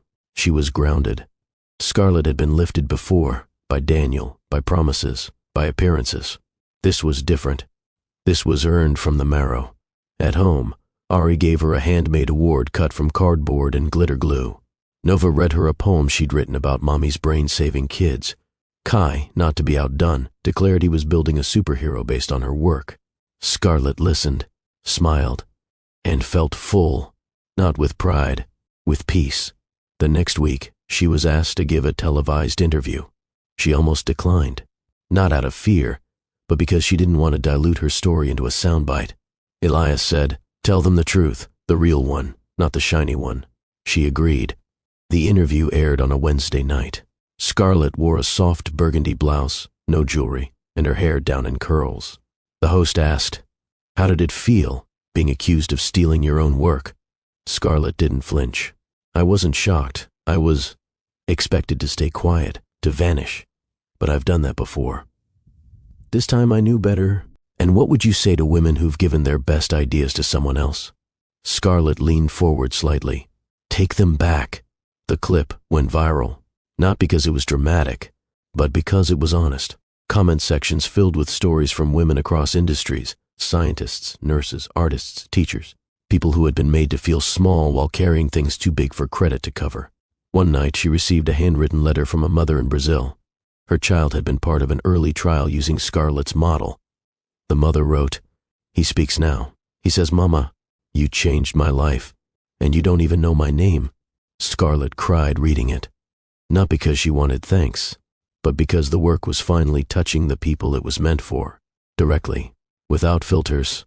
She framed the letter, not beside her degrees, beside the triplets' first drawings, because that's what legacy looked like, not plaques, impact. She began speaking to younger researchers, first general students, single mothers. Every seminar ended the same way. "Your name matters.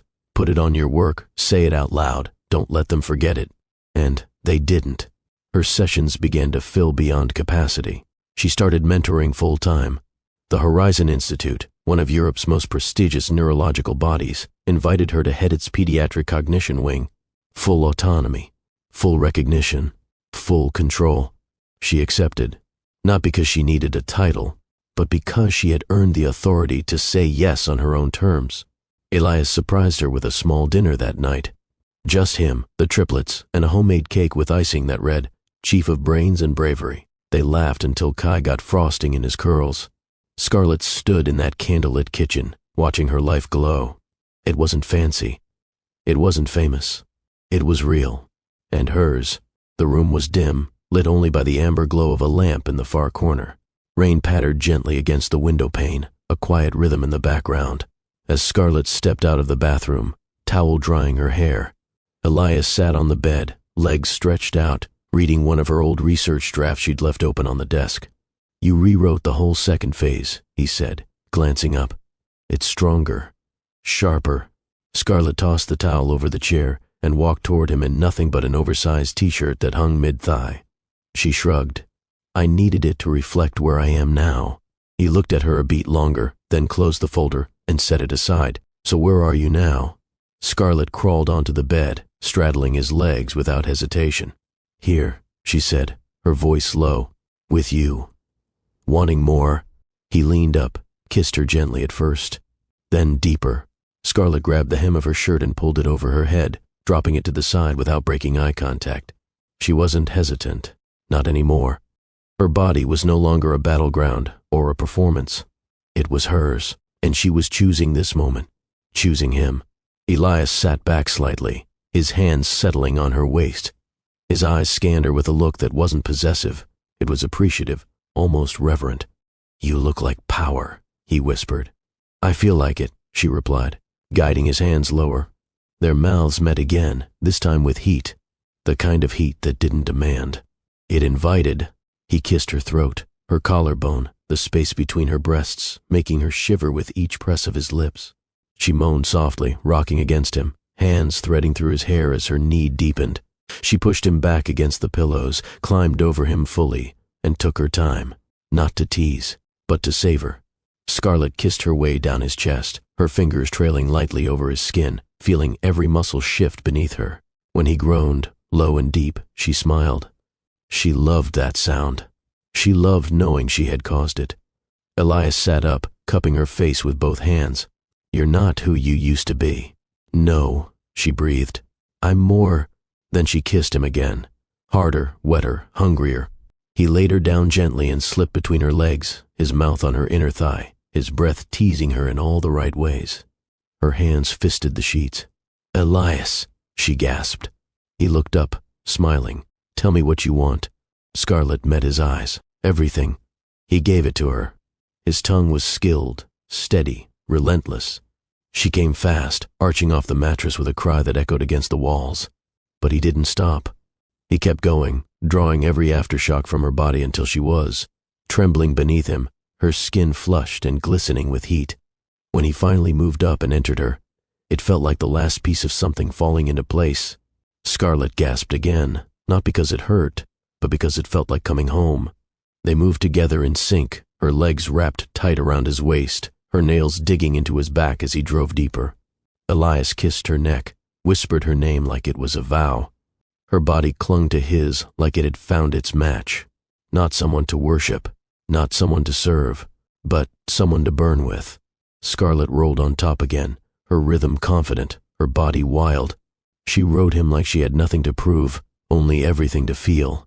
Elias gripped her hips, met her every movement with groans that fueled her. They didn't chase climax. They chased connection. When they came together, it was loud, raw, and honest.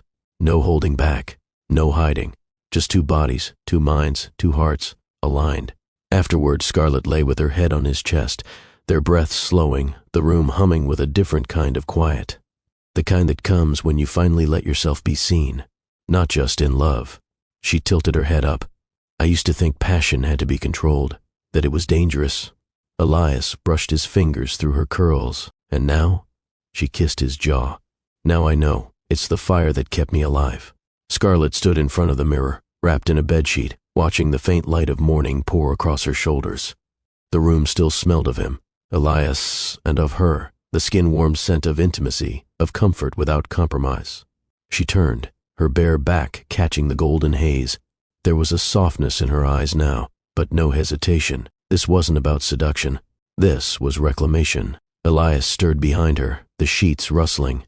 His voice, still sleep-laced, drifted through the quiet. "You okay?" She glanced over her shoulder. "I've never felt more like myself." He sat up, tousled and shirtless, watching her from across the room with a gaze that asked nothing, but gave everything. Scarlet dropped the sheet, let it fall, and stood there, completely exposed.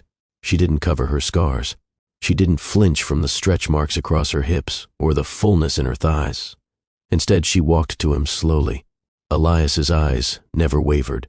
When she reached the bed, she climbed over him, straddling his waist. Her hands cupped his jaw. And then she said, clear and deliberate, "This is my body." Elias's hands settled gently on her thighs. "Yes, and I've carried life with it." He nodded. "I know. I've buried my dreams inside it. And now you're unearthing them." She leaned in until their lips nearly touched. "I used to give it away to be wanted. Now I give it because I choose." His breath caught. "I don't need to be saved," she added. "I need to be met." Elias's grip on her thighs tightened slightly. "Then let me meet you," he said. And he did. Their kiss was slow but deep, filled with knowing. Scarlet rocked her hips forward, guiding him inside her, both of them gasping softly at the connection. There was no rush, no choreography, only presence. Her fingers tangled in his curls as she moved, slow, deliberate circles, each roll of her hips a declaration. His hands traveled up her spine, grounding her, matching her rhythm. She closed her eyes, head tipping back as pleasure rolled through her in waves, her body vibrating with each crest. She leaned down, pressed her forehead to his. "This isn't about you," she whispered. "This is about me finally choosing me." He kissed her cheek. "I've never wanted anything more." She sat up again, riding him now with power, slow, rolling, raw. Her breath turned ragged, thighs trembling as she chased release not as a gift, but as her right. Elias groaned beneath her, eyes glazed with hunger. But he didn't take control. He followed her lead. Scarlet's hands rested on his chest, nails digging in slightly as she pushed herself harder, faster. Her climax built slow, steady, coiling tight in her belly, then erupting, like a storm as she cried out, body pulsing in waves over him. Elias held her through it, waited, let her come down. When her breathing calmed, he flipped them gently, laying her back with care. And then he moved inside her again, this time leading but still asking, still listening. Scarlet welcomed it, met him thrust for thrust. She wrapped her legs around his back, pulling him deeper, her body opening with complete abandon. They moved together in that rhythm, hot, soaked, breathless, until they both broke, together, clinging, collapsing, connected. After, Scarlett lay in his arms, the sheets twisted around their legs. Her skin still tingled, her muscles deliciously sore, but more than that, she felt anchored, not to a man, to herself. Elias stroked her arm lazily. "I love watching you take what you want." Scarlett turned toward him. "I used to think I had to earn pleasure," she said. "Now I know it's mine to claim." He kissed her shoulder. "Claim it again." She laughed, soft and low, then whispered, "I think I will." The article hit the science forums at 7:12 a.m. From motherhood to mind maps, how Dr. Scarlett Smith is rewiring the future of pediatric cognition. Scarlett read it over coffee, barefoot in her kitchen, one hand flipping a pancake for Kai while the other scrolled through the article on her tablet. They got it right, not because they praised her credentials, but because they named her fully, clearly, without parentheses, Dr. Scarlett Smith. The byline quoted one of her most recent lectures. "We talk about early cognition like it begins at birth, but it begins in the womb, where the first neurons don't just form a system, they form a story. My work is about helping children reclaim that story before the world overwrites it." That line was now trending across academic Twitter. Professors, child psychologists, and advocacy groups were all reposting. But Scarlett didn't gloat. She didn't screenshot it. She didn't send it to Daniel. She didn't need to. Later that morning, she walked into the Horizon Institute to find a bouquet of yellow tulips on her desk. No card, but she knew who sent them. Elias never attached his name to gestures. He didn't need credit to love her. In the weeks that followed, her calendar filled. Invitations, keynotes, interviews, universities requesting curriculum frameworks based on the Elise Protocol. Scarlett declined half of them, not to be difficult, but to protect her time. She wasn't interested in burning out for applause. Her work wasn't a victory lap. It was a foundation.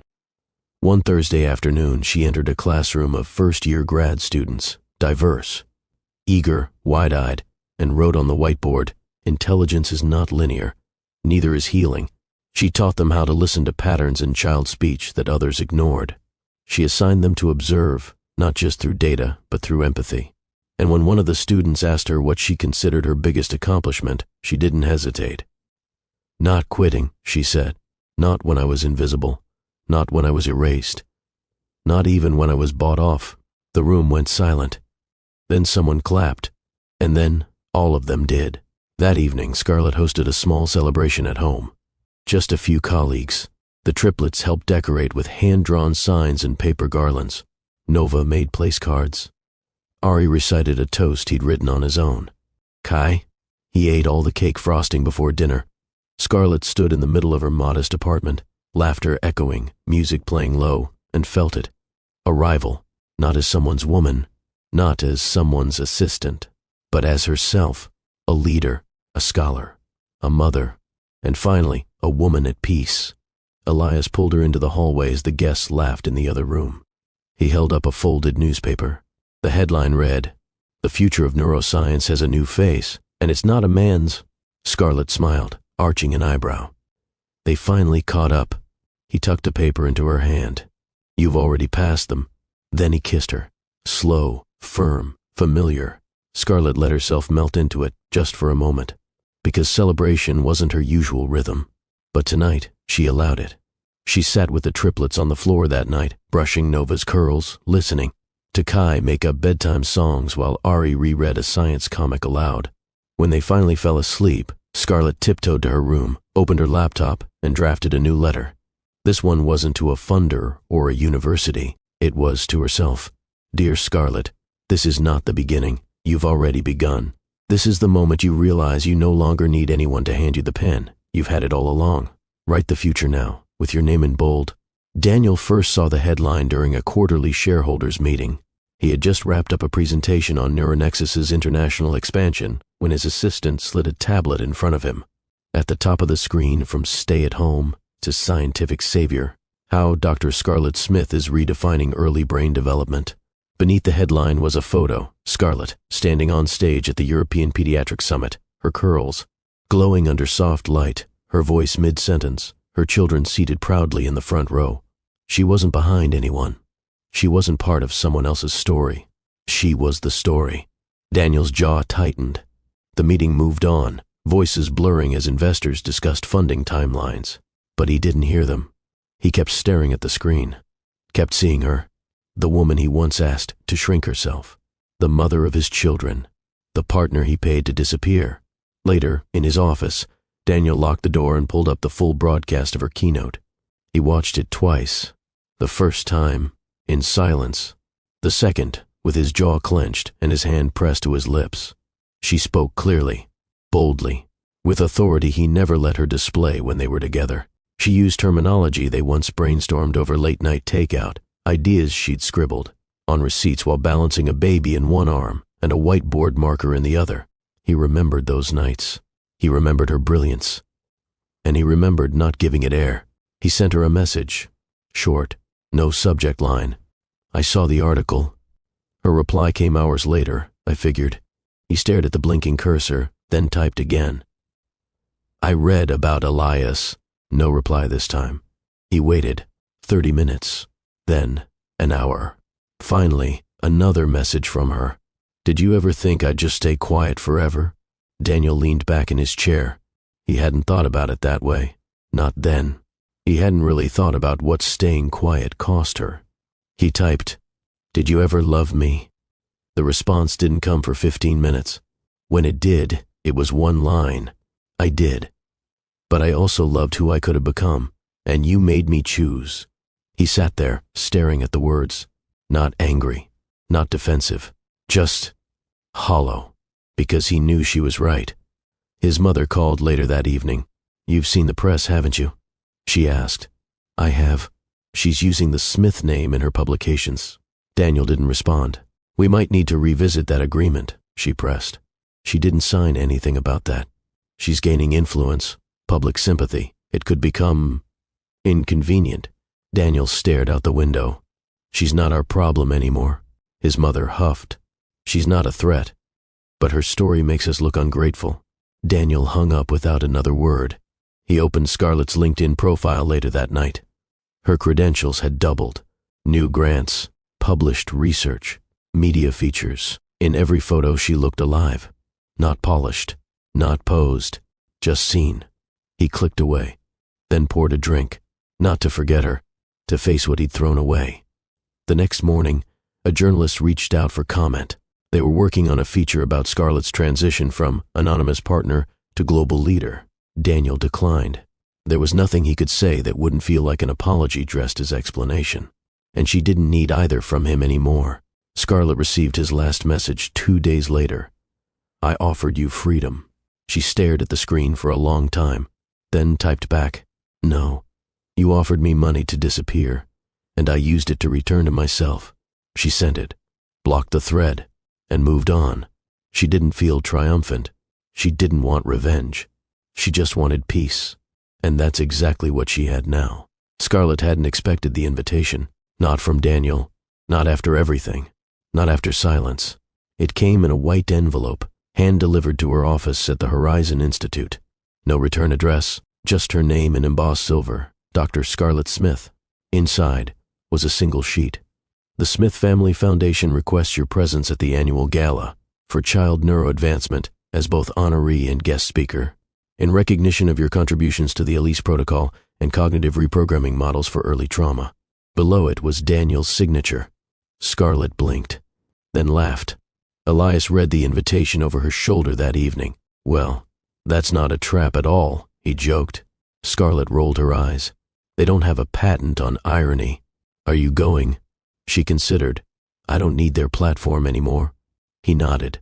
But they need your name on theirs. Scarlett thought about it for days.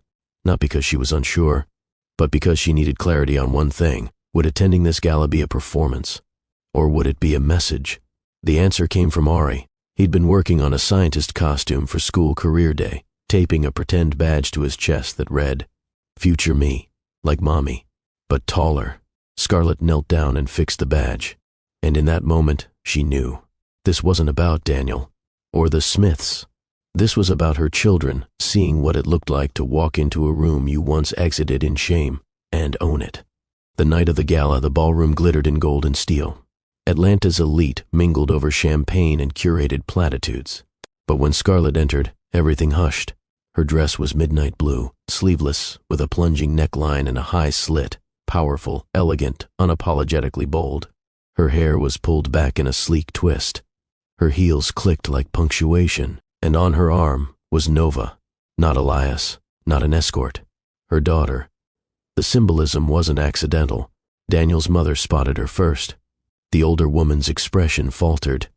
She approached slowly. "You look radiant," she said, like it hurt to admit. Scarlett smiled politely. Funny what visibility does. A pause. Then, "Daniel speaks of you often." Scarlett's eyes didn't flinch. "I don't." Daniel found her near the silent auction. "Scarlett." She turned.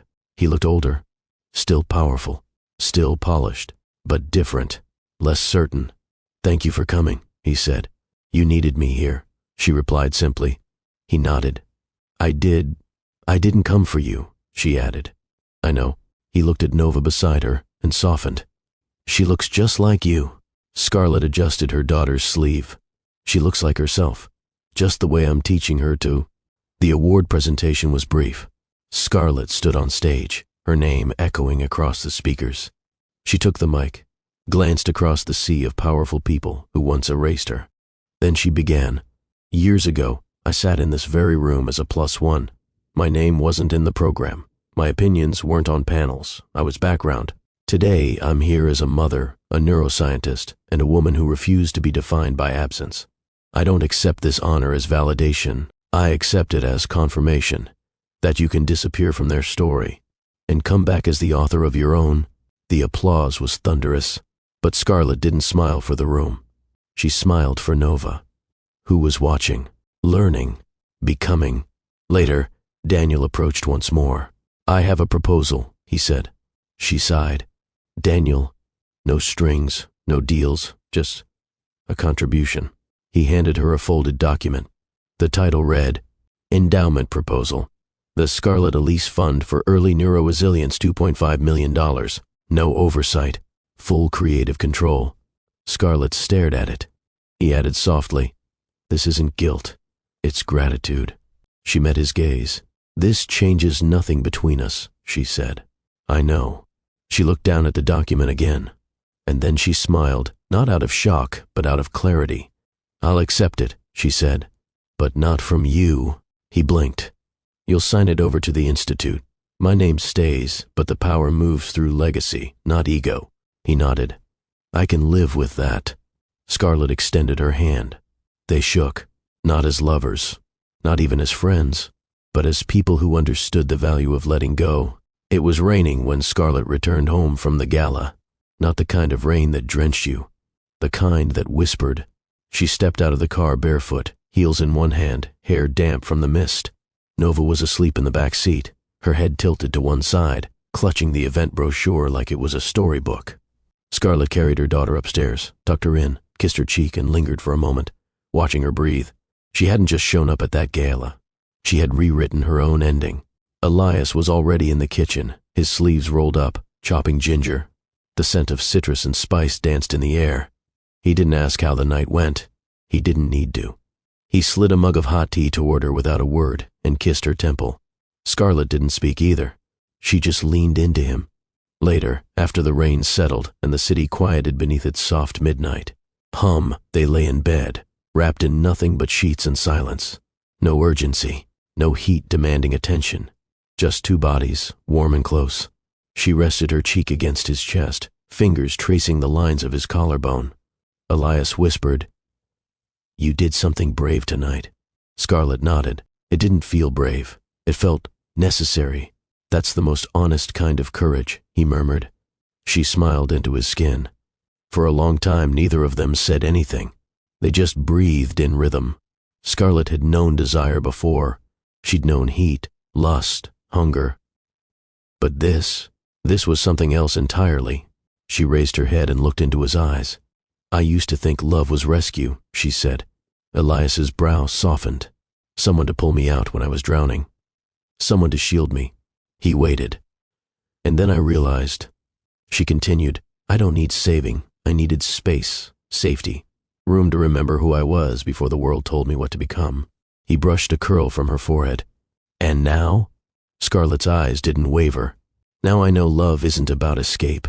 It's about choosing someone who walks beside you, even when the road's already yours. Elias kissed her, slow, intentional. Not a spark, a flame, a gentle burn that asked for nothing and offered everything. They didn't rush. He undressed her, as if each layer was a chapter he respected. She returned the touch with reverence, not passion as performance, but as presence, as proof of trust, of choice. The intimacy that followed was quiet. No moans echoing into the night, just soft gasps. Tender laughter, hands that memorized, not conquered, bodies that listened. Afterward, Scarlett lay on her back, his arm curled beneath her. She stared at the ceiling, the softness of his breath brushing her shoulder. "Do you ever feel like we skipped the chaos?" she asked. Elias chuckled. "You've lived enough of that for both of us." She turned to him. "I thought I needed someone who would fight for me, break down doors, burn things to the ground. And instead, you got a man who folds your laundry and doesn't interrupt your thoughts." Scarlett laughed, genuine and full. "Yes," she whispered. "Exactly that." They made love again in the early hours, this time with more heat, more hands, more mouth. But even then, it wasn't possession. It was alignment, not bodies fitting, but souls. In the silence that followed, Scarlett whispered into the dark, "I think I'm finally free." Elias kissed her knuckles. "You always were. You just stopped apologizing for it." The next morning, sunlight spilled across the room. Scarlett woke to the sound of Ari arguing with Kai about cereal. She pulled on a robe and padded into the kitchen, hair messy, face bare. Elias was flipping pancakes again. Nova was humming at the table, drawing with a red crayon. The world didn't need to be perfect. It just needed to be true. And this was hers. That afternoon, Scarlett wrote a new letter, not to Daniel, not to the Institute, to herself. Again. But this time, it was shorter. "Dear me, you are no longer surviving. You are choosing. And love, real love, doesn't ask you to disappear. It sees you. And stays." Hello, family. Have you ever realized love wasn't rescue, but recognition? Drop a comment if you're learning to love without losing yourself. And if you're still here, still watching, please don't forget to hit the subscribe button and tap on the notification bell so you don't miss a single moment. They came with a new offer. Not Daniel this time, his mother. She arrived uninvited at Scarlett's office in a silver Chanel suit, carrying an envelope thick with contracts. The receptionist tried to intervene, but Scarlett waved her in. She was ready. The older woman sat gracefully across from her, crossing her legs like she owned the building. "I'm not here to argue," she began. Tone clipped but polite. "Just to propose a solution." Scarlett folded her hands. "I've learned," the woman continued, "that there's value in understanding when to make peace. The family is prepared to offer $10 million. Scarlett blinked once. "For what?" "For your children. For their future. For their protection." Scarlett leaned back slowly. "They're not an investment," she said. "They're human beings, and that's why we want them raised with the full resources the Smith name affords." Scarlett's eyes didn't flinch. "They're already being raised with something far better, self-worth." The contract was detailed. Education trusts, international access, summer estates, inheritance rights, all conditional on Scarlett stepping down from full custody and agreeing to joint decision-making under Smith family advisement. A board, essentially, for 3 toddlers. Scarlett flipped through the pages, then closed the folder gently. "I walked away once because I didn't want a war," she said. "But don't mistake that for weakness."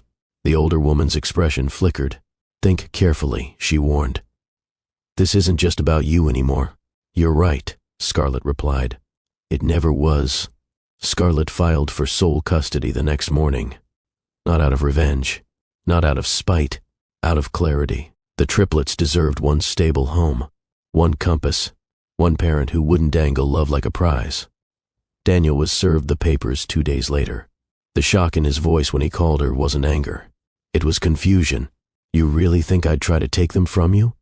he asked. Scarlett was quiet.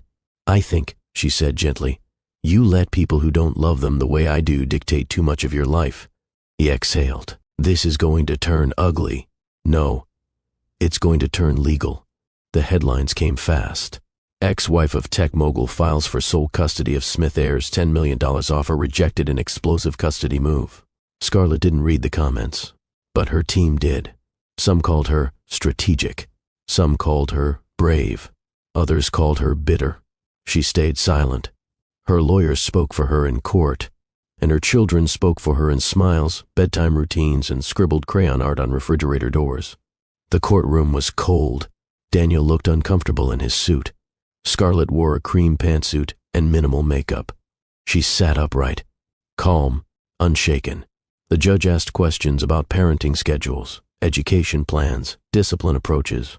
Scarlett answered clearly, lovingly. She spoke of the triplets' individual personalities, of how Ari needed structure, how Kai thrived on creative freedom, how Nova asked questions that deserved answers, not distractions. Daniel's lawyer pushed hard. They referenced Scarlett's travel schedule, media exposure, public-facing life. Scarlett's lawyer responded with documented care schedules, therapy assessments, and glowing pediatric reports. It was Daniel himself who broke form on day 3. During his testimony, when asked what role he played in their everyday life, he paused, longer than expected, then said, "Less than I should have." There was silence. Even his mother looked startled. Daniel cleared his throat. "My children deserve consistency, stability, the kind that isn't packaged in wealth but in presence." Scarlett didn't look at him, but her fingers trembled slightly. He wasn't lying. Not anymore. After the hearing, Daniel asked to speak with her in private. In a quiet corridor, he finally said what had been building for weeks. "I'm sorry." Scarlett stared at him. "For what, exactly?" "For letting my family speak for me. For not protecting you. For not protecting them from what power can look like when it's poisoned." She crossed her arms. "And now, I'm not fighting you anymore." Her heart jumped, but she didn't show it. "Then, withdraw." He nodded. "If you promise one thing." Scarlett raised an eyebrow. "That they know I tried, that they know I didn't give up, even if I gave in." She considered it, then nodded once. The judge's ruling came a week later. Sole custody granted to Scarlett Smith. Daniel would retain visitation, regular, flexible, compassionate. No board, no supervision, just fatherhood, earned through humility. That night, she took the triplets to the park. No security, no cameras. Just the 4 of them beneath a sky streaked with late summer gold. Nova skipped ahead. Ari asked 1,000 questions. Kai picked up every leaf he could carry. Scarlett sat on the bench and watched them. Free, unbought, unbroken, hers. It began with a bedtime story. Scarlett had written it in the dark, after a long day of depositions and media whispers. The kids were tucked in. The house was quiet, but her heart was loud.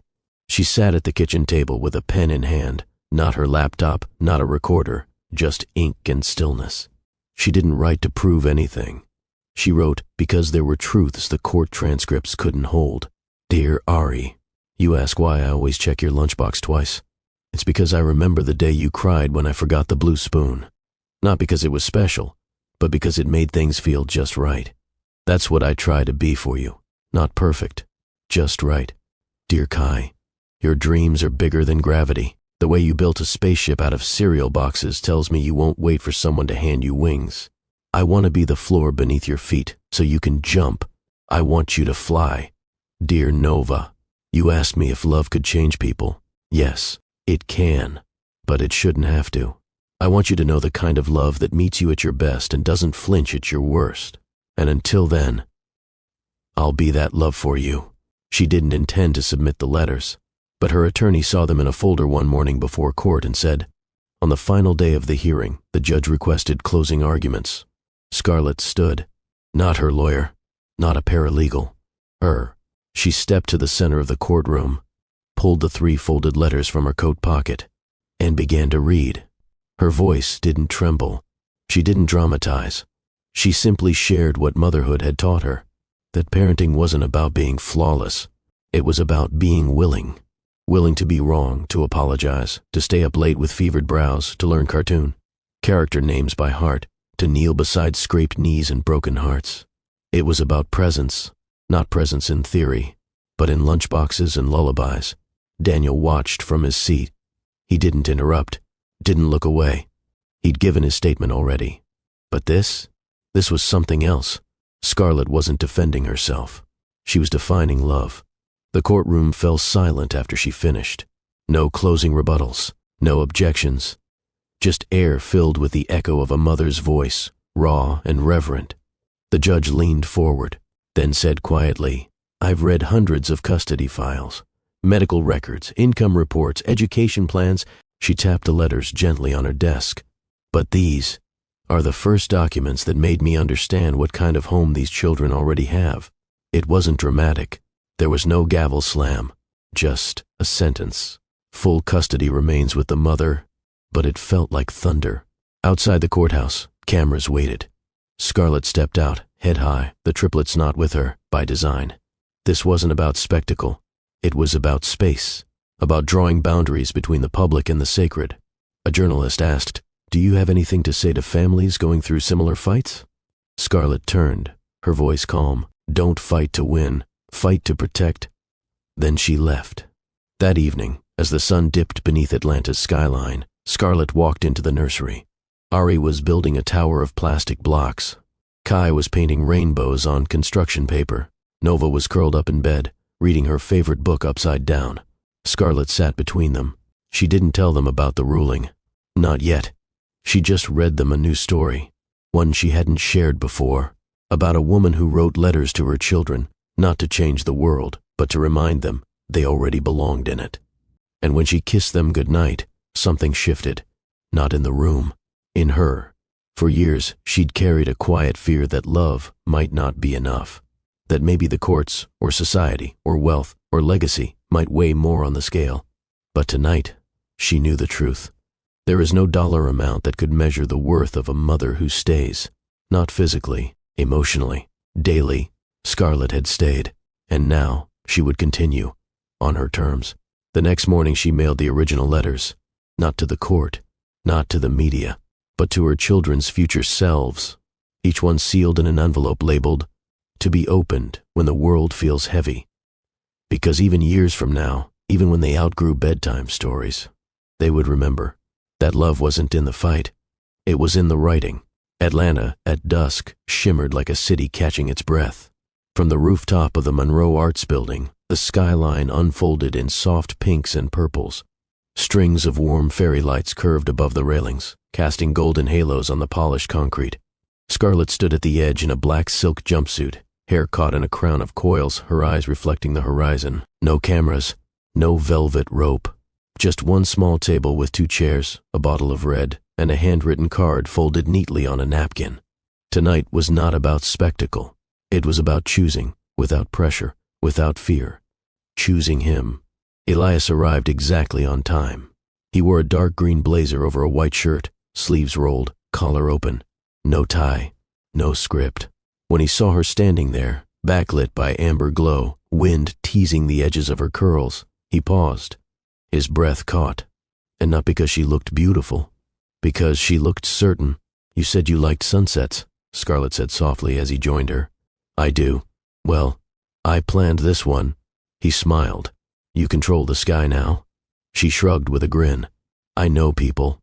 He laughed. It was low, unguarded, and she knew, in that sound, was a kind of peace he didn't find often.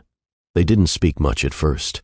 They ate, drank, talked about the triplets, how Nova asked if clouds ever got jealous of the moon, how Ari insisted he could fix the blender with brain powers, how Kai painted a portrait of Elias titled, "My Bonus Hero." And when the plates were cleared, when only the wine remained, Scarlett stood. Elias watched her, still seated, still uncertain, until she reached into her pocket and pulled out a small velvet box. "I know this isn't traditional," she began. Elias froze. Scarlett continued, voice even, "But nothing about us has ever been." She stepped closer. "I spent years letting people write my future, then more years undoing their edits. But you..." She paused. "You never tried to rewrite me. You just read me. Every word, every chapter." Elias's eyes shimmered. "You never tried to fix me." You just stood beside me while I rebuilt myself." She opened the box. Inside, a ring, not flashy, not dainty. A solid matte gold band with 3 tiny stones nestled in its side. Ari, Kai, Nova. Elias stood now, stunned. Scarlett held his hand. "I want to do this with you. Not because I need rescuing, not because I need validation, but because I want us." He didn't speak, didn't need to. His hands found her waist. His forehead pressed to hers, and when he finally whispered, it wasn't yes. It was, "Thank you for not waiting for permission to love me." They didn't sign papers that night. They didn't make announcements, but they made a vow, spoken not into microphones but into skin, that their home would be a choice. Every day, every time, not earned through sacrifice, not held through obligation, but sustained by joy. Later, they danced. No music, just the hum of the city and the beat of shared breath. Scarlett's head rested on his chest, listening not for applause, but for the rhythm of a man whose love didn't require her to shrink, silence, or shapeshift. Elias whispered, "I never thought someone like you would want someone like me." Scarlett looked up, serious. "No," she said, "you never thought you were already someone like me." Then she kissed him, not softly, but like someone who had finally stopped apologizing for wanting everything. The stars were coming out now, and for the first time in a long time, Scarlett didn't need a spotlight. She was the light, and this rooftop vow between 2 whole people, was more sacred than any altar. The house was quiet again, not the kind of silence that feels empty, but the kind that feels earned, like a book closed gently at the end of a chapter. Scarlett stood barefoot in the hallway, watching the sun slip across the wooden floors, painting gold on everything it touched. The triplets were still asleep, at least for now, that sacred hour before the world asked anything of her. Before breakfast, before questions, before motherhood returned to its full symphony, just stillness, and breath, and being. Down the hall, a door creaked. Nova emerged first, hair wild and sleepy, dragging her pink blanket behind her like a cape. Scarlett opened her arms without a word. Nova melted into her chest. 1 breath. 2, 3. Then Kai padded in, already holding a notebook and a pencil, his voice a whisper. "I had a dream. I was a robot teacher." Scarlett kissed his curls. "Did you grade your own homework?" He nodded solemnly. "Straight A's." Scarlett grinned. Ari followed next, eyes sharp, already alert. "Is today a real school day or a learn to from life day?" "Both," Scarlett said, guiding them toward the living room. "Always both." They settled on the couch in a tangle of limbs and love. No TV, no music, just them. She passed out slices of pear, a tradition they'd started the week of the custody battle. Something sweet. Something clean. Scarlett tucked Nova into her lap, Kai curled beside her, and Ari leaned across the armrest, sketching the family cat like it was a character in his graphic novel. For a moment, she just watched them, not with fear, not with worry, but with awe. 3 little lives. Not trophies, not evidence, just truth. Ari asked, "Do we still have to visit Daddy's parents for Christmas?"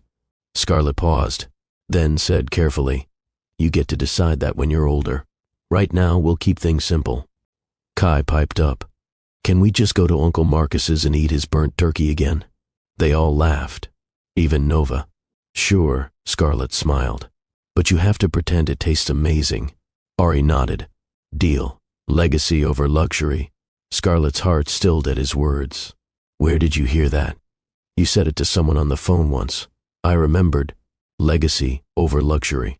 He was listening. They always were. Later that afternoon, while the triplets played outside in the backyard, Ari in a pirate hat, Nova with her crown of daisies, Kai building a rocket from cardboard, Scarlett sat on the porch with a notebook. Not for work, not for court, just for her. She didn't write poetry, or goals, or plans. She wrote 1 word, Scarlett, just her name. Simple, unadorned, no Smith, no hyphen, no guilt, no apology. It had taken her a long time to realize she didn't need applause. She just needed her name back. She remembered when she'd first changed it, rushing into the courthouse, full of excitement, thinking a new last name would unlock a new life.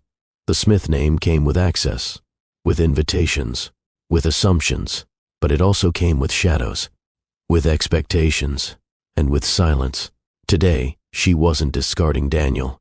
She was reclaiming Scarlett, not just the name, the woman beneath it, the girl who once sketched dream houses in the back of composition books, the teen who memorized Maya Angelou under street lamps during power outages, the mother who braided hair and hopes into the same morning routine.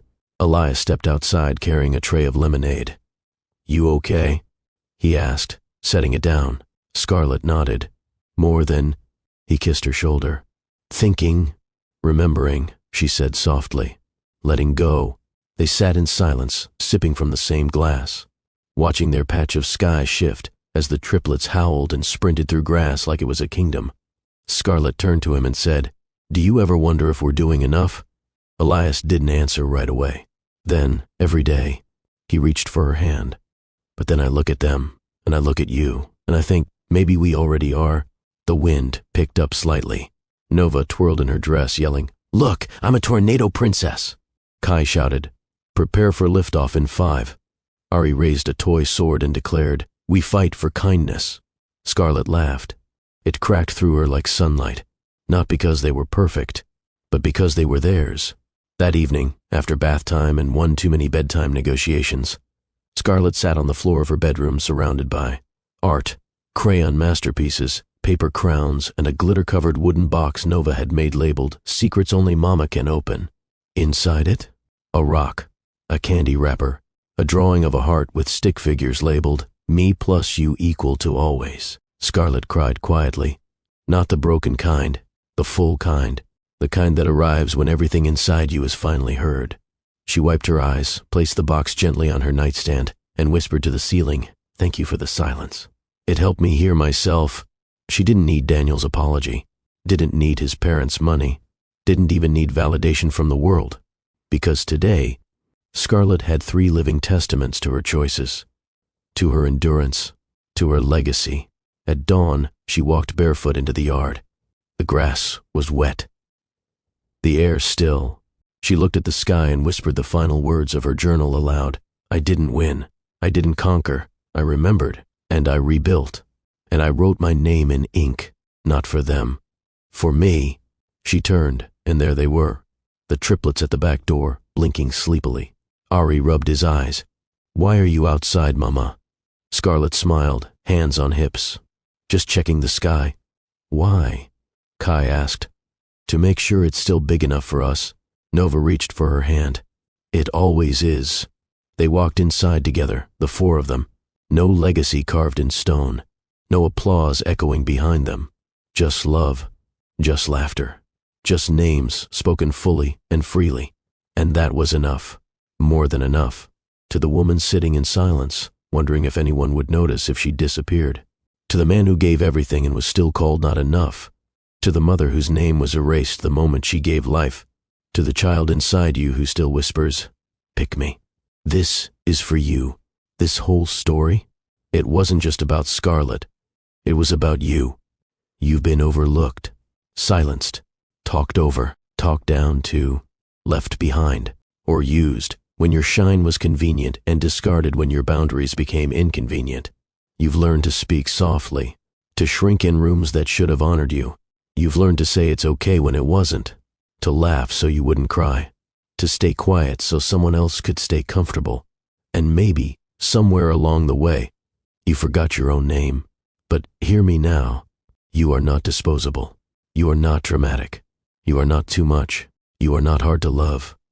You are not the aftermath of someone else's choices. You are not the broken piece in someone else's empire. You are not who they said you were when they were afraid of your light. You are allowed to want more peace, more joy, more intimacy, more truth, more silence that heals, not silence that hides. You are allowed to say no, to leave the room, to stop explaining yourself, to choose your name over their legacy, to burn the script they handed you and write your own. You see, they told Scarlett she was lucky, that she should accept the deal, take the money, disappear. Because that's what some people do when they realize you won't bow anymore. They tried to buy your silence. But here's the truth. Your story doesn't belong to their pocketbooks. Your motherhood isn't for auction. Your voice was never theirs to mute. Your worth can't be counted in digits. Your name is not for sale. Scarlett walked away from applause, from luxury, from access. Why? Because applause fades, luxury rusts, access disappears the moment you become inconvenient. But legacy? Legacy is what lives in the names you reclaim, in the children you raise with integrity, in the mirror you finally face and say, I see you, and mean it. So I ask you now, what would happen if you stopped waiting for someone to save you? What would happen if you chose to be seen? Not curated, not filtered, but raw, real, whole. What would happen if you reclaimed your name? Maybe it's not Scarlett. Maybe it's Faith, Joy, Hope, Aaliyah, Rachel, Kim, Sade, Brittany, Eve, Danielle, you. Maybe it's the name you were born with, or the one you whispered to yourself in secret because it felt more like home. Maybe it's not about names at all. Maybe it's about you finally realizing you were never the problem. You were the pause in someone else's chaos. You were the mirror they couldn't look into without cracking. You were the softness they mistook for weakness. And now you've remembered you were made of steel under velvet all along. Let me say this plain. You do not need permission to matter. You do not need a marriage to feel chosen. You do not need applause to be powerful. You do not need a seat at their table if the table demands you silence your truth. You can build your own. You can sit on the floor and still be royal. You can crown yourself. So if this story stirred something in you, if Scarlett's fight felt like your reflection, then do this one thing for you, not for me. Reclaim your name. Out loud. Right now. Type it in the comments if you're ready. Whisper it to yourself if you're still gathering the courage. But say it, because your voice is holy, because your truth deserves oxygen, because your future is waiting for the sound of your full name, not their nickname for you, not their version of you, just you, whole, unapologetic, unpurchased, unbroken. You weren't made to live in corners. You weren't made to fade. You weren't made to survive on scraps of love. You were made to shine. And if no one has told you lately, you're not too late. You're not too old. You're not too ruined. You're not too quiet. You are just in time to remember who the hell you are.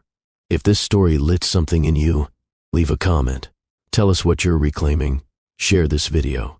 Someone else in your life has forgotten their name too. Like it. Not for the algorithm, but for the you who stayed. Because if one person remembers who they are because you shared this story, then that's legacy. And that's louder than applause.